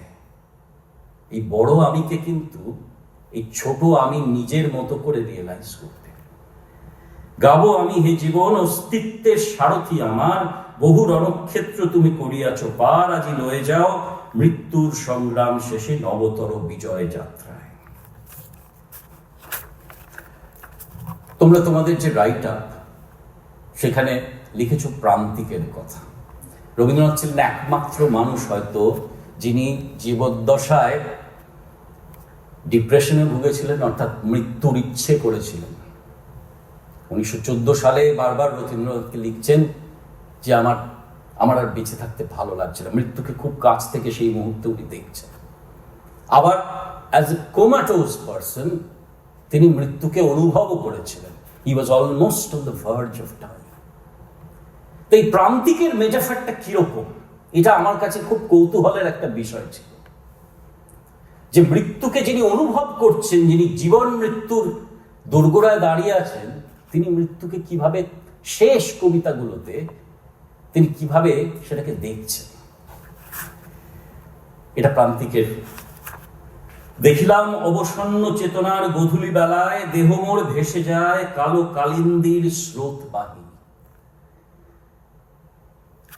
খুব সুন্দর এই মেটাফারটা কিন্তু সব পুরোটাই is a metaphor of darkness. কিন্তু তারপরে শেষে বলছেন, হে পুষণ সংহরণ করিয়াছ তব রশ্মি জাল, এবার প্রকাশ করো তোমার কল্যাণতর রূপ। দেখি তারে যে পুরুষ তোমার আমার মাঝে এক। অর্থাৎ এই অজ্ঞেয়কে রবীন্দ্রনাথ আলোর একটা পৃথিবী হিসেবে দেখবে, যে কথাটা বারবার নির্মাল্যবাবু বলছিলেন, আনন্দের রূপ হিসেবে, এই আলোর রূপ হিসেবে। রবীন্দ্রনাথ কেন ইউনিক? অন্য কোন কবি এইভাবে মৃত্যুকে সেলিব্রেট করতে পারেন।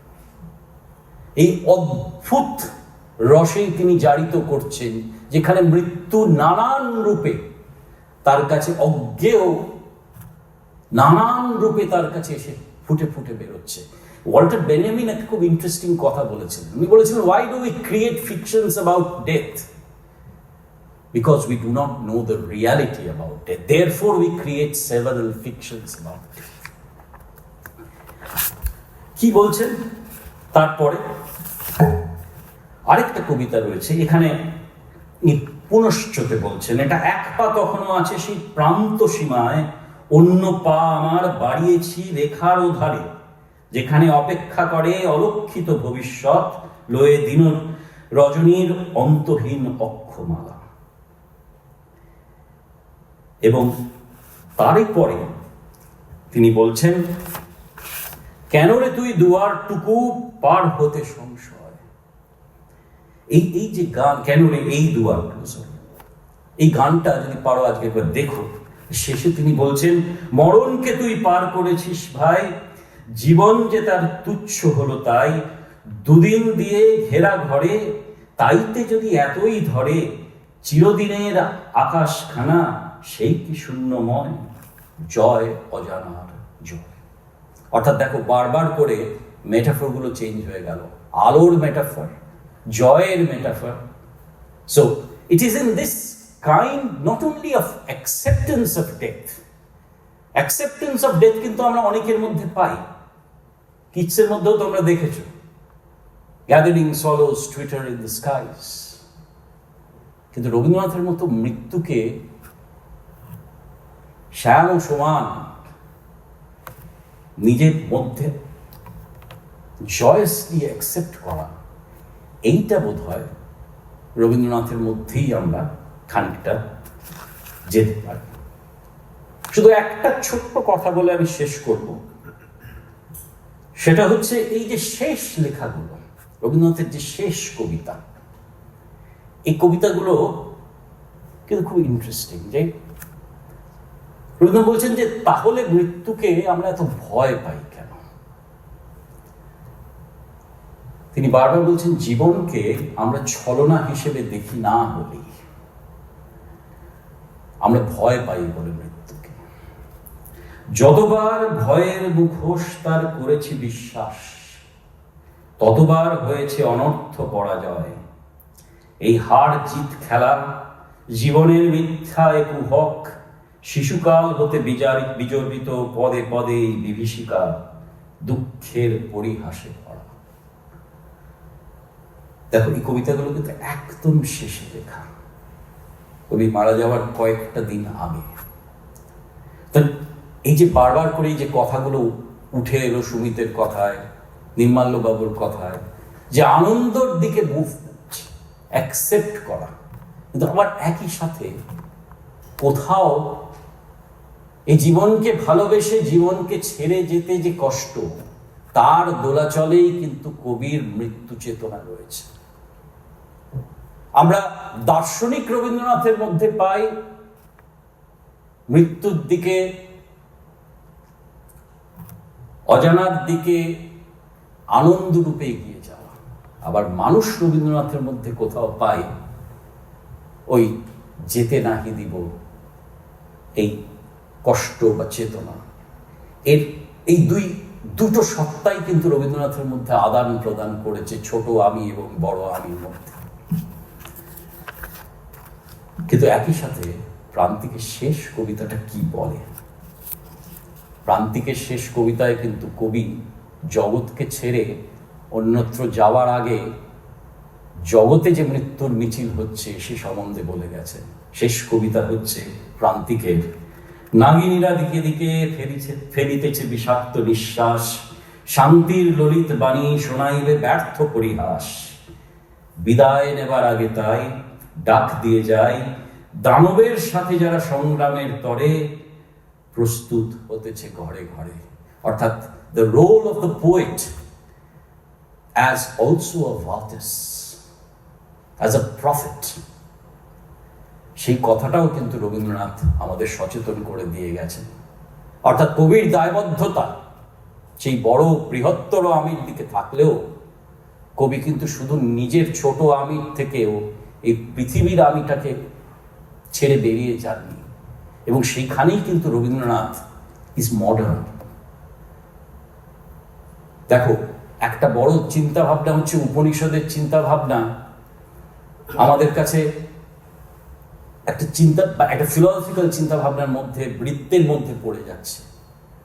কিন্তু কবির যে commitment to his own world, সেই কমিটমেন্টটাও কিন্তু রবীন্দ্রনাথ ভুলে যাননি। অর্থাৎ এই ছোট আমি, বড় আমি এবং বৃহত্তর আমি, এর মধ্যেই কিন্তু মৃত্যু চেতনা ঘুরে বেরিয়েছে।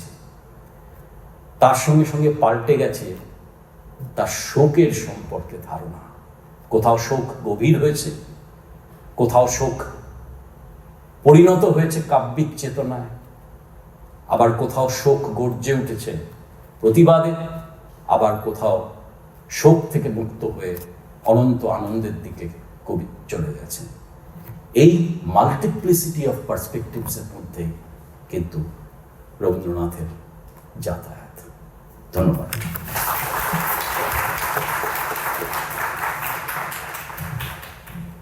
কি বলা যায় বলো তো এরপরে? বরঞ্চ 6টা তো বাজতে চললো, এই আলোচনা এখন করতে বসতে 8টা সাড়ে 8টা বেজে যাবে।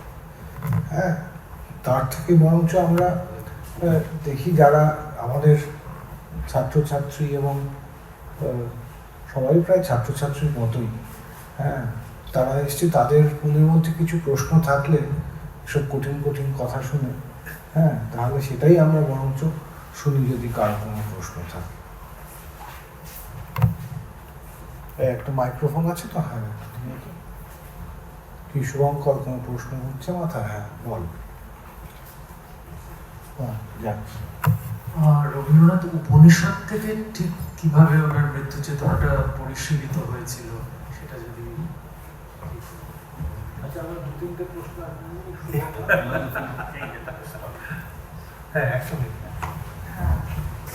ভীষণ সমৃদ্ধ হলাম আজকের আলোচনায়। তো আমার দুটো প্রশ্ন আছে। প্রথম প্রশ্ন হচ্ছে যে রবীন্দ্রনাথের লাইফ অ্যান্ড ডেথ বা ইরোস আর থ্যানাটোস, এই যে ফ্রয়েডিয়ান পার্সপেক্টিভ থেকে যদি আমরা দেখি, তার যে অ্যামালগামেশন, তার থ্রু দিয়ে উনি ওনার সময়ের চেতনা কীভাবে প্রভাবিত হচ্ছে, ওনার আইডিয়া অফ টেম্পোরালিটি কীভাবে প্রভাবিত হচ্ছে, সেটা হচ্ছে আমার প্রথম প্রশ্ন। আর দ্বিতীয় প্রশ্ন হচ্ছে, রবীন্দ্রনাথ মৃত্যুঞ্জয় কবিতায় লিখছেন, যত বড় হও তুমি, তুমি তো মৃত্যুর চেয়ে বড় নও। এখানে ডেথকে কি উনি একটা ফাইনালিটি হিসেবে দেখছেন, নাকি ডেথকে উনি গ্রেটার আই বা বড় আমিতে ছোট আমির একটা রেজলিউশন হিসেবে দেখছেন? এই দুটো প্রশ্ন যদি আপনারা দুজনেই যদি একটু বলেন। হ্যালো, আমার নাম গায়ত্রী, আমি সোশ্যোলজি ডিপার্টমেন্টের ছাত্রী। এবং আমার আসলে প্রশ্নটা ছিল যে আপনি যখন ছোট আমি থেকে বড় আমির দিকে বলছেন, আপনি মোরালিটির কথা মেনশন করলেন, এবং নির্মাল্য, তখন I was also thinking যে morality is somehow connected to our sense of self a lot, but I was also thinking যে এই যে ছোট আমি থেকে বড় আমির দিকে যে যাত্রাটা, এটা কি এথিক্সের দিকেও কি কথাটা বলে? since ethics would be a much broader terminology for it, a much more broader set of principles that everybody has to abide by, since we are also talking about a more বৃহত্তর আমি in the end. So ethics এর দিকেও কি কথা বলে? এটা আমার 1 নম্বর প্রশ্ন। এবং 2 নম্বর প্রশ্ন হচ্ছে যে since our senses are so limited, doesn't the metaphor help us kind of map all these experiences in our world life into what we call art and generate rosh in that sense? So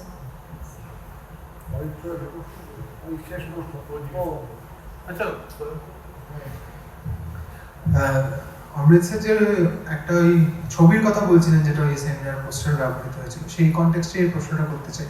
সেটা হচ্ছে, আপনারা তিনজনেই যখন বললেন মূলত কবিতা এবং সাহিত্যে রবীন্দ্রনাথের মৃত্যু চেতনা নিয়ে কথা বললেন, যে রবীন্দ্রনাথের যে অন্যান্য forms of expression primarily through art, সেটাতে কিভাবে এই মৃত্যু চেতনাটা ফুটে উঠেছে। স্পেশালি উনি অনেক জায়গায় লিখে কেটে দিয়েছেন, সেই কাঁটাটা থেকে আবার অন্যান্য অনেক রকম ছবি ফুটে উঠেছে, সেটা নিয়েও আবার অনেক ধরনের পড়াশোনা হয়েছে। এইটা কিন্তু কোনোভাবে এই মৃত্যু চেতনার সঙ্গে আমরা কানেক্ট করতে পারি? Thank you.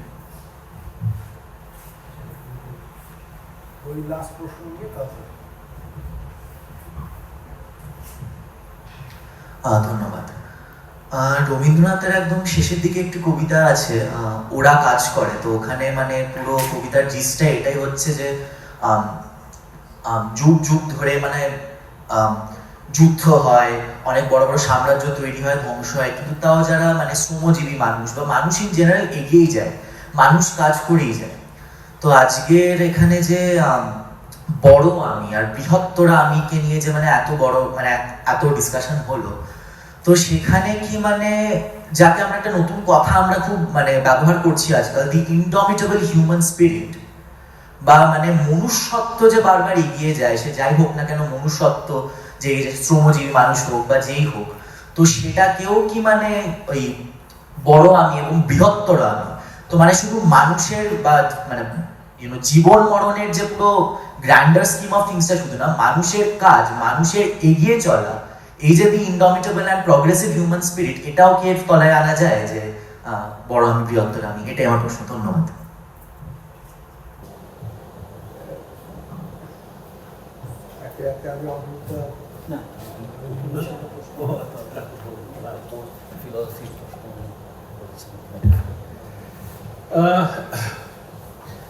হ্যাঁ, একদিক থেকে তো অতি অবশ্যই উনি ছোটবেলা থেকেই উপনিষদের, বিশেষ করে বাবার কাছ থেকে, তারপর ব্রাহ্মণ ধর্মে একটা সময় যাতায়াত করতেন, কাজেই সেই সব দিক থেকে তো উনি নিশ্চয়ই উপনিষদের চিন্তার দ্বারা প্রভাবিত, এবং ওনার লেখার মধ্যেও অজস্র বার নানা জায়গায় উপনিষদের শ্লোক উনি কোট করেছেন বহু জায়গায়। যেমন স্যার একটা বললেন, পূর্ণস্য পূর্ণমাদায় পূর্ণমেবাবশিষ্যতে, খুব অদ্ভুত, খুব মিস্টিরিয়াস কথা।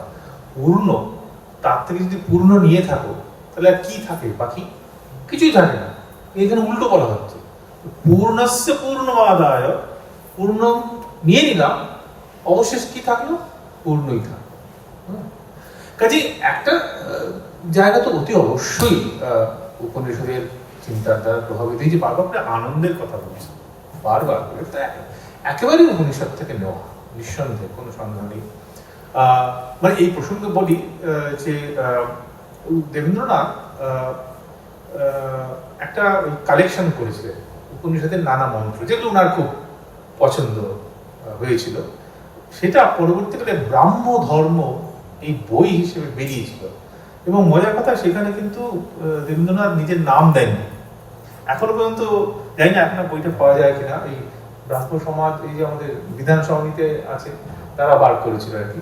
কিন্তু ওটা হচ্ছে, এবং ওই কালেকশনটা দেখলে বোঝা যায় যে রবীন্দ্রনাথ কি প্রচন্ডভাবে ওই বইটা খুব ভালো করে পড়েছিলেন এবং উপনিষদের সেই শ্লোকগুলো কখনো তার ভাবান্তর করেছেন তার লেখায়, গানে, কখনো বা ডাইরেক্টলিও কোট করে। কাজে নিঃসন্দেহে উপনিষদের চিন্তা তো খুব গভীরভাবে কাজ করেছে। এবং এই মৃত্যু চিন্তাটা তো কি বলবো, যতদিন মানুষ আছে পৃথিবীতে ততদিন ধরেই মৃত্যু চিন্তা আছে। আমি মনে হচ্ছিল যে একেবারে মানে আর্লিয়েস্ট যদি রেফারেন্স আমরা খুঁজি ইন্ডিয়ান কনটেক্সট, ঋগ্বেদের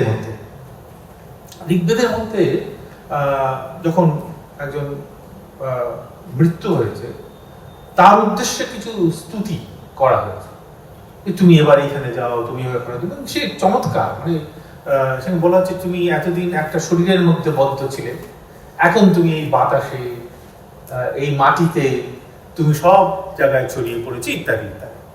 আর ক্লাসিক ট্রিটমেন্ট তো আমরা সবাই জানি কঠোপনিষদের কথা, নচিকেতার সেই গল্প, হ্যাঁ, যে নচিকেতা জিজ্ঞেস করেছিল মৃত্যুকে, মানে যমরাজকে, যে তুমি তো মৃত্যুর রাজা, কাজে তুমি হচ্ছে best person to respond to my question. বা আমার কোয়েশ্চেনটা হচ্ছে মৃত্যুর পর মানুষের কি হয়।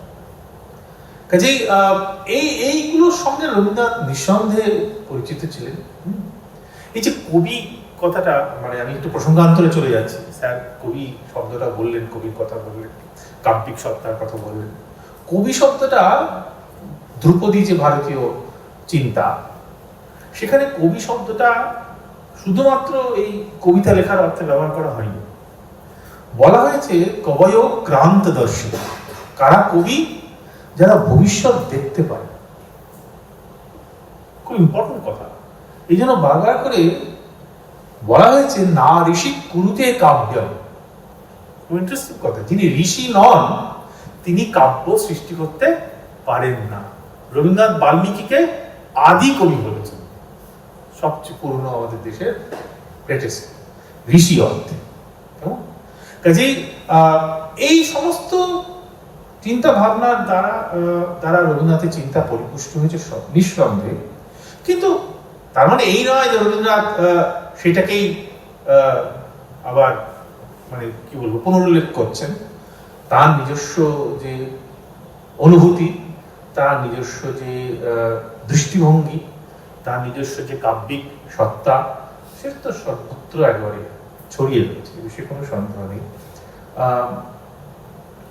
তুমি একটা যেন কি ব্যাপারে প্রশ্ন করলে আমাদের ভুলে গেছি। বললাম যে রবীন্দ্রনাথের আইডিয়া অফ টেম্পোরালিটি। হ্যাঁ, টেম্পোরালিটি, রাইট। খুব ইন্টারেস্টিং। সাধারণত এইভাবে ভাবা হয়, মানে যারা টাইমের উপর কাজ করেছেন তাদের কথা বলছি, যে ফিলসফাররা, তারা অনেকে বলেন যে ইন্ডিয়ান কনসেপশন অফ টাইমটা হচ্ছে সাইক্লিক, ঘুরে ঘুরে আসে। ওই জন্য আমরা বলি না সাধারণ কথায় আমাদের যে 4টি যুগ আছে, সত্য, ত্রেতা, দাপর, কলি, আবার সত্য যুগ, ইত্যাদি ইত্যাদি। কাজেই এবং এই যদি once you subscribe to this cyclic conception of time, it's very easy to conclude যে মৃত্যুটা শেষ নয়, আবার ফিরে আসে। ওই জন্যই এই গানটার কথা আপনি বললেন যে কে বলে গো সেই প্রভাতে নেই আর, নূতন নামে ডাকে। আমার পরিচয়টা নতুন হবে, আমি আসবো আবার। কাজেই রবীন্দ্রনাথের মানে যদি রবীন্দ্রনাথের কনসেপ্ট অফ টাইম নিয়ে কেউ কাজ করে তবে এইখান থেকেই সেটা বেরিয়ে আসে। কেমন এই সাইক্লিক ভিউ অফ টাইম, এটা ইন জেনারেল ক্লাসিক্যাল ইন্ডিয়ান যে থট তার সঙ্গে খুব যায়। এবং এই নিয়ে ধরো পুরাণের যে গল্পগুলো আছে তোমার একদম, তুমি তারও আগে যদি চলে যাও সেখানেও কিন্তু বারবার করে এই সময় কাল ফিরে ফিরে আসবে। হ্যাঁ, এবং কিন্তু ফিরে আসার মধ্যেও আবার নানা রকমের গল্প তারা করেছেন আর কি। হ্যাঁ, সেটা একটা খুব ইম্পর্টেন্ট, এটা খুব ইন্টারেস্টিং একটা হতে পারে, টপিক হতে পারে to to to talk about রবীন্দ্রনাথের কনসেপশনটা। প্রশ্ন ছিল যে ওই যে মৃত্যুঞ্জয় কবিতাটা থেকে যে যত বড় হও তুমি তুমি তো মৃত্যুর চেয়ে বড় হও, যে এখানে রবীন্দ্রনাথ মৃত্যুকে কিভাবে দেখছেন, অ্যাজ অ্যান আলটিমেট ফাইনালিটি নাকি it's a dissolution into the greater self of the বড় আমি? এখন মানে ওই যেটা প্রফেসর সেন বলছিলেন, আমারও মনে হয় মানে রবীন্দ্রনাথের মধ্যেও নানা কি বলবো নানা চিন্তার টানাপোড়েন চলছে অনবরত, স্বাভাবিক, যে কোনো মানুষের মধ্যেই হবে, আর যারা সৃজনশীল ব্যক্তি তাদের মধ্যে আরো এটা আরো ইন্টেন্স হয়। কাজেই সহজ উত্তর হচ্ছে না, ফাইনালিটি তিনি মানছেন না, কিন্তু সেটা তো একটা থিওরি, সেটা একটা কনসেপচুয়াল, তুমি যদি একটা ফ্রেমওয়ার্ক তৈরি করো ডেথ এবং রিলেটেড ইস্যুস, সেখানে সেটা বলতে পারো, কিন্তু কথা বলাটা যত সহজ, যখন আঘাতটা এসে লাগে তখন তো তত সহজ নয়। সেই জন্যই তো রবীন্দ্রনাথ এত বারবার করে এই যেন আমার মনে হয় রবীন্দ্রনাথ যেন নিজেকেই নিজে বলছেন, এটা যেন স্বগতোক্তি। হ্যাঁ, এই যে সমীর মৃত্যুর পর উনি যখন ওই কথা লিখছেন 1 বছর পরে ওনার নাতি, তাই তো, নাতি মৃত্যু উপলক্ষে মেয়েকে এই কথা লিখছেন, এই জন্য রবীন্দ্রনাথ নিজেকেই বলছেন। কাজেই finality, yes, in the theoretical conceptual framework, but again, a kind of fractured finality in one's realization, যদি এভাবে বলা যায়।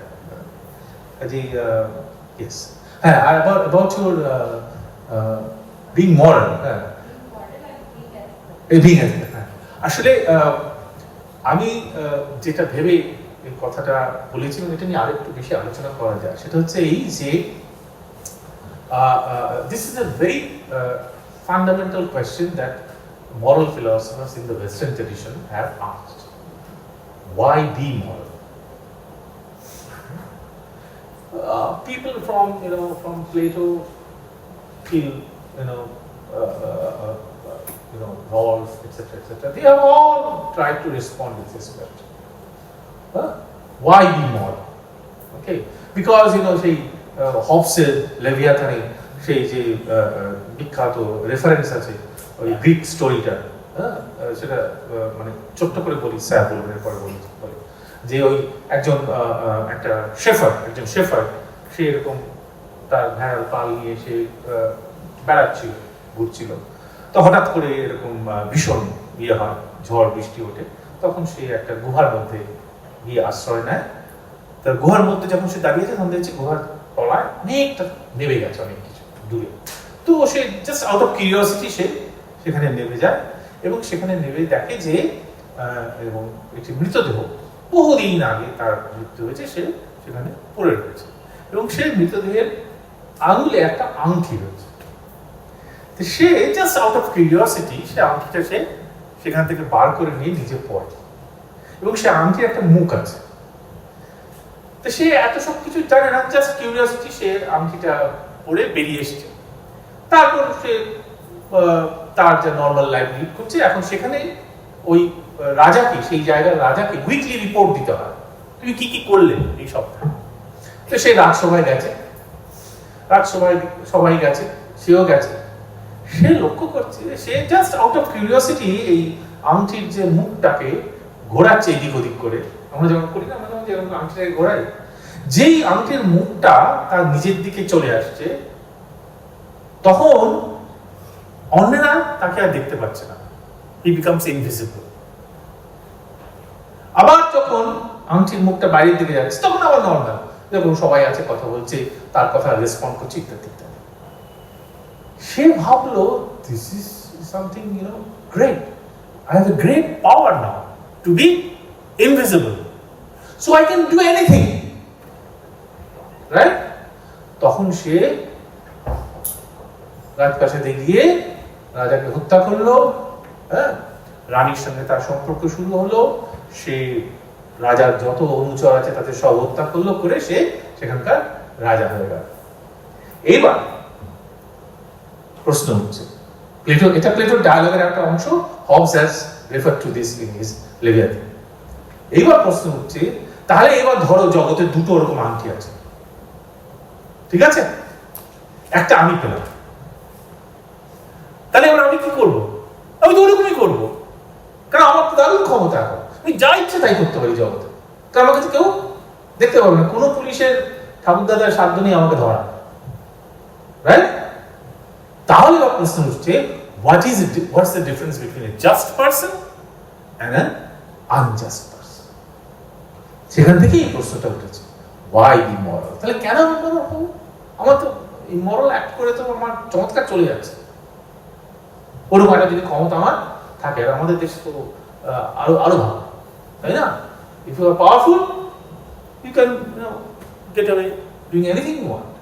So the question is, why be moral? And the ancillary question is, what it is to be moral. তখন আমার মনে হয়েছে রবীন্দ্রনাথ যে কথাটা উল্লেখ করেছিলাম, যে মানে to be moral definitely is to sacrifice something, তাই না?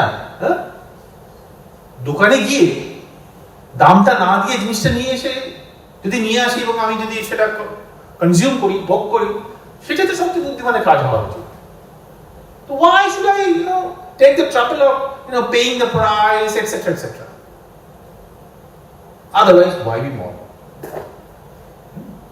কাজে এটা একটা খুব important question in western moral philosophy.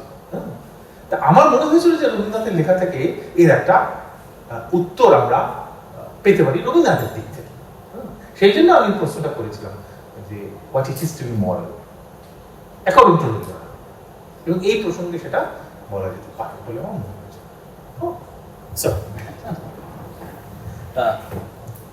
তোমার প্রশ্নের উত্তরে আরো দুটো কথা আমি হয়তো বলতে চাই, যেটা স্যার অলরেডি বলেছেন। 22শে শ্রাবণে যে মৃত্যুর কথা আমরা বারবার কেউই প্রায় উল্লেখ করি না, সেটা হচ্ছে রেণুকার মৃত্যুর কথা। এবং রেণুকা যখন মারা যাচ্ছে তখন রবীন্দ্রনাথের হাত ধরে এই একই শ্লোক বারবার শুনতে চাইছে, একই মন্ত্র, পিতা নহসি পিতা নবধি। শান্তিনিকেতনের যে প্রবন্ধমালা আছে তাতে 8 নম্বর প্রবন্ধটা খুব ক্রুশাল। সেখানে রবীন্দ্রনাথ বলছেন, এটা একটা জেন্ডার্ড আইডিয়া অফ গডও বলতে পারো। উনি বলছেন যে আমার মন্ত্রে এই পিতার কথা বারবার কেন আসছে। উনি বলছেন এই পিতা যেমন স্নেহশীল, এই পিতার মধ্যে আমরা রুদ্ররূপও দেখতে পাচ্ছি। অর্থাৎ মৃত্যুর মধ্যে একটা রুদ্ররূপ রয়েছে, কিন্তু সেই রুদ্ররূপ আমাদের শান্ত রূপের দিকে নিয়ে যাচ্ছে। যার ফলে দেখবে যে রবীন্দ্রনাথ বারবার করে বলছেন, যখন দেবেন্দ্রনাথ মারা যাচ্ছেন তখন কিন্তু যে মন্ত্র উনি বারবার পড়ছেন সেটা হচ্ছে অসতমা সদ্গময়, মৃত্যুর মাম অমৃতম গময়, রাইট?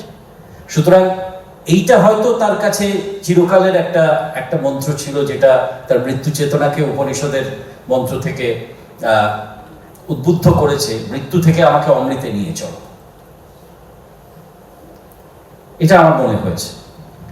আচ্ছা, secondly, you asked this question about art, right? And we have referred to him, all of us have referred to his polemical writings and majorly his poems and songs. But you see, there are numerous pictures of Rabindranath where he portrays memory and death. Not death really, but memory in the sense of this darkness, and the eyes are only lit. If you look at those pictures, the lit eyes and the dark face in that sense of the term. So, রবীন্দ্রনাথের একটা গান আছে, তুমি ওটা দেখেছো শুনেছো নিশ্চয়ই, তুমি কি কেবলই ছবি। সেখানে বারবার উনি বলছেন, নয়ন সম্মুখে তুমি নাই, নয়নের মাঝখানে নিয়েছো যে ঠাঁই। So it is in that sense that within this art is trying to locate a being that is not there yet is there, right?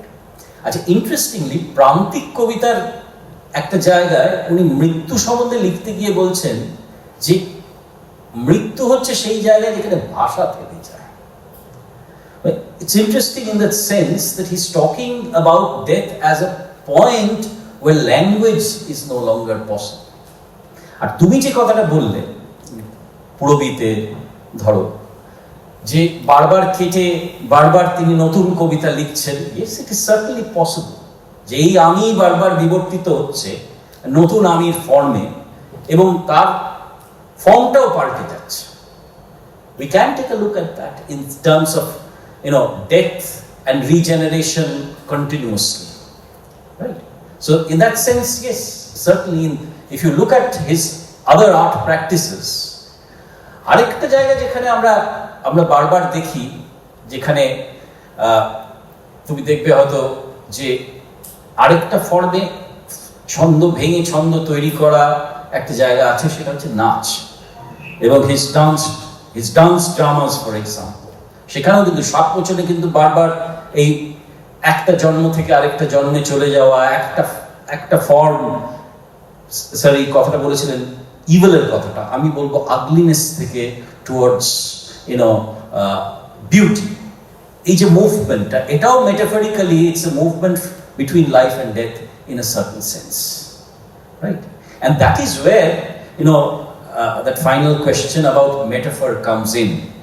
See, if you do not know what death is, then the only way of approaching it is through the metaphorical, right?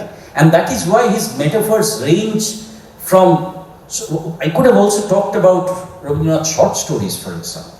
মণিহারার কথা বলতে পারতাম, হয়তো কঙ্কাল বলে যে ছোট গল্প ছিল তার কথা বলতে পারতাম, কিন্তু well, for the sake of restricting our discussion, but that's a very important point, that it is because this is the Agyeo and the Ojana, the only way that it can be approached is probably through the metaphorical. You have to imagine it. Oh yes, right. I'm sorry, I forgot that. Incidentally, ওই কবিতাটা কোথায় আছে জানো তো? ওই কবিতাটা আছে আরোগ্য কাব্যগ্রন্থে, right? And it's very interesting, কোভিডের সময় আমাকে একবার বলতে বলা হয়েছিল, and I worked on রোগশয্যা and আরোগ্য। রবীন্দ্রনাথ সেখানে বারবার করে নিজের আরোগ্যের কথা বলছেন। সেখানে তার আগের কবিতাটা চড়ুই পাখির কবিতা, যে চড়ুই পাখি তার কাছে বারবার আসছে এবং he's sort of urging the poet to be nursed back to health and perform his duties. So in that sense, ওরা কাজ করে যখন রবীন্দ্রনাথ লিখছেন, এই যে তার যে ছোট আমি, তার পরিপ্রেক্ষিতে সেই ছোট আমি সেই মুহূর্তে রোগে জর্জরিত, আরোগ্য লাভ সবে করছে, আর he's seeing it in the broader perspective of a greater humanity which is forever working. So he's looking at the suffering of these people and yet their indomitable will, in the context of which his suffering becomes far more acceptable, and he has further motivation for his own work. এই কথাটাই কিন্তু sir বারবার বলছিলেন যে মৃত্যুর নিরিখে জীবনকে দেখলে জীবনের সংজ্ঞাটা পাল্টে যাচ্ছে, আবার জীবনের বৃহত্তর জীবনের নিরিখে দেখলে মৃত্যুর সংজ্ঞাটা পাল্টে যাচ্ছে, right? So thank you for that question.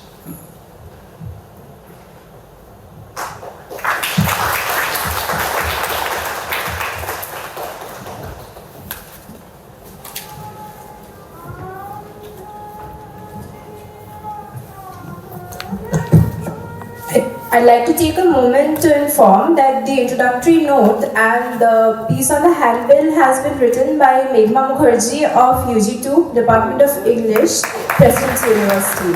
She has invested 3 weeks of hard work into it, and we're glad to see the appreciation she's getting.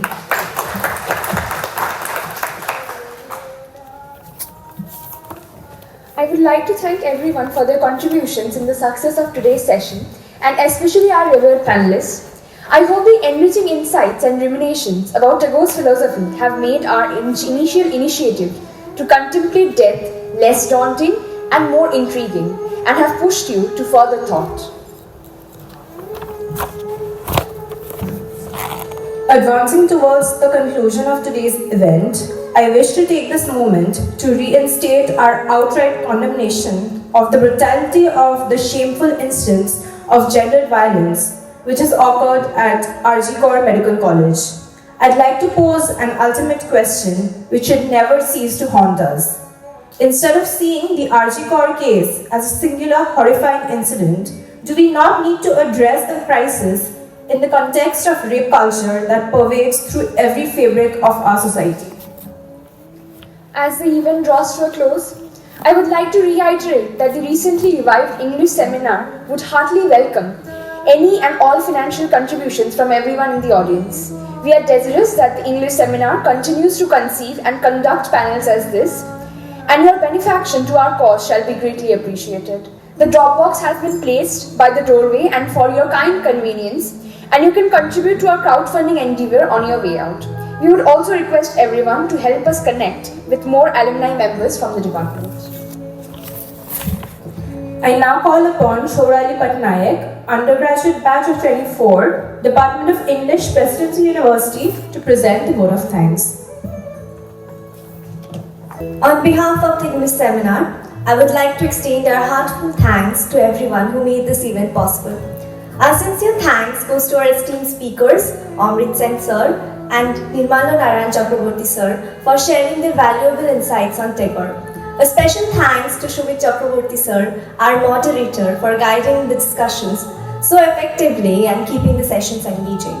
We would also like to thank the university administration for permitting us to host the event here at Mahalanobis Auditorium. We would like to thank Aratrika for preparing the PowerPoint presentation and Gangotri for compiling the pictures that captured the essence of today's event. Our gratitude goes out to the technical staff whose seamless support ensured everything ran smoothly, and to the students of the department and members of the English Seminar Society for their active involvement. Lastly, a big thank you to our audience. Your presence and participation made this seminar truly special. Thank you for joining us today. We hope to continue having seminars like this in the future, where we can learn, share and grow together. Thank you.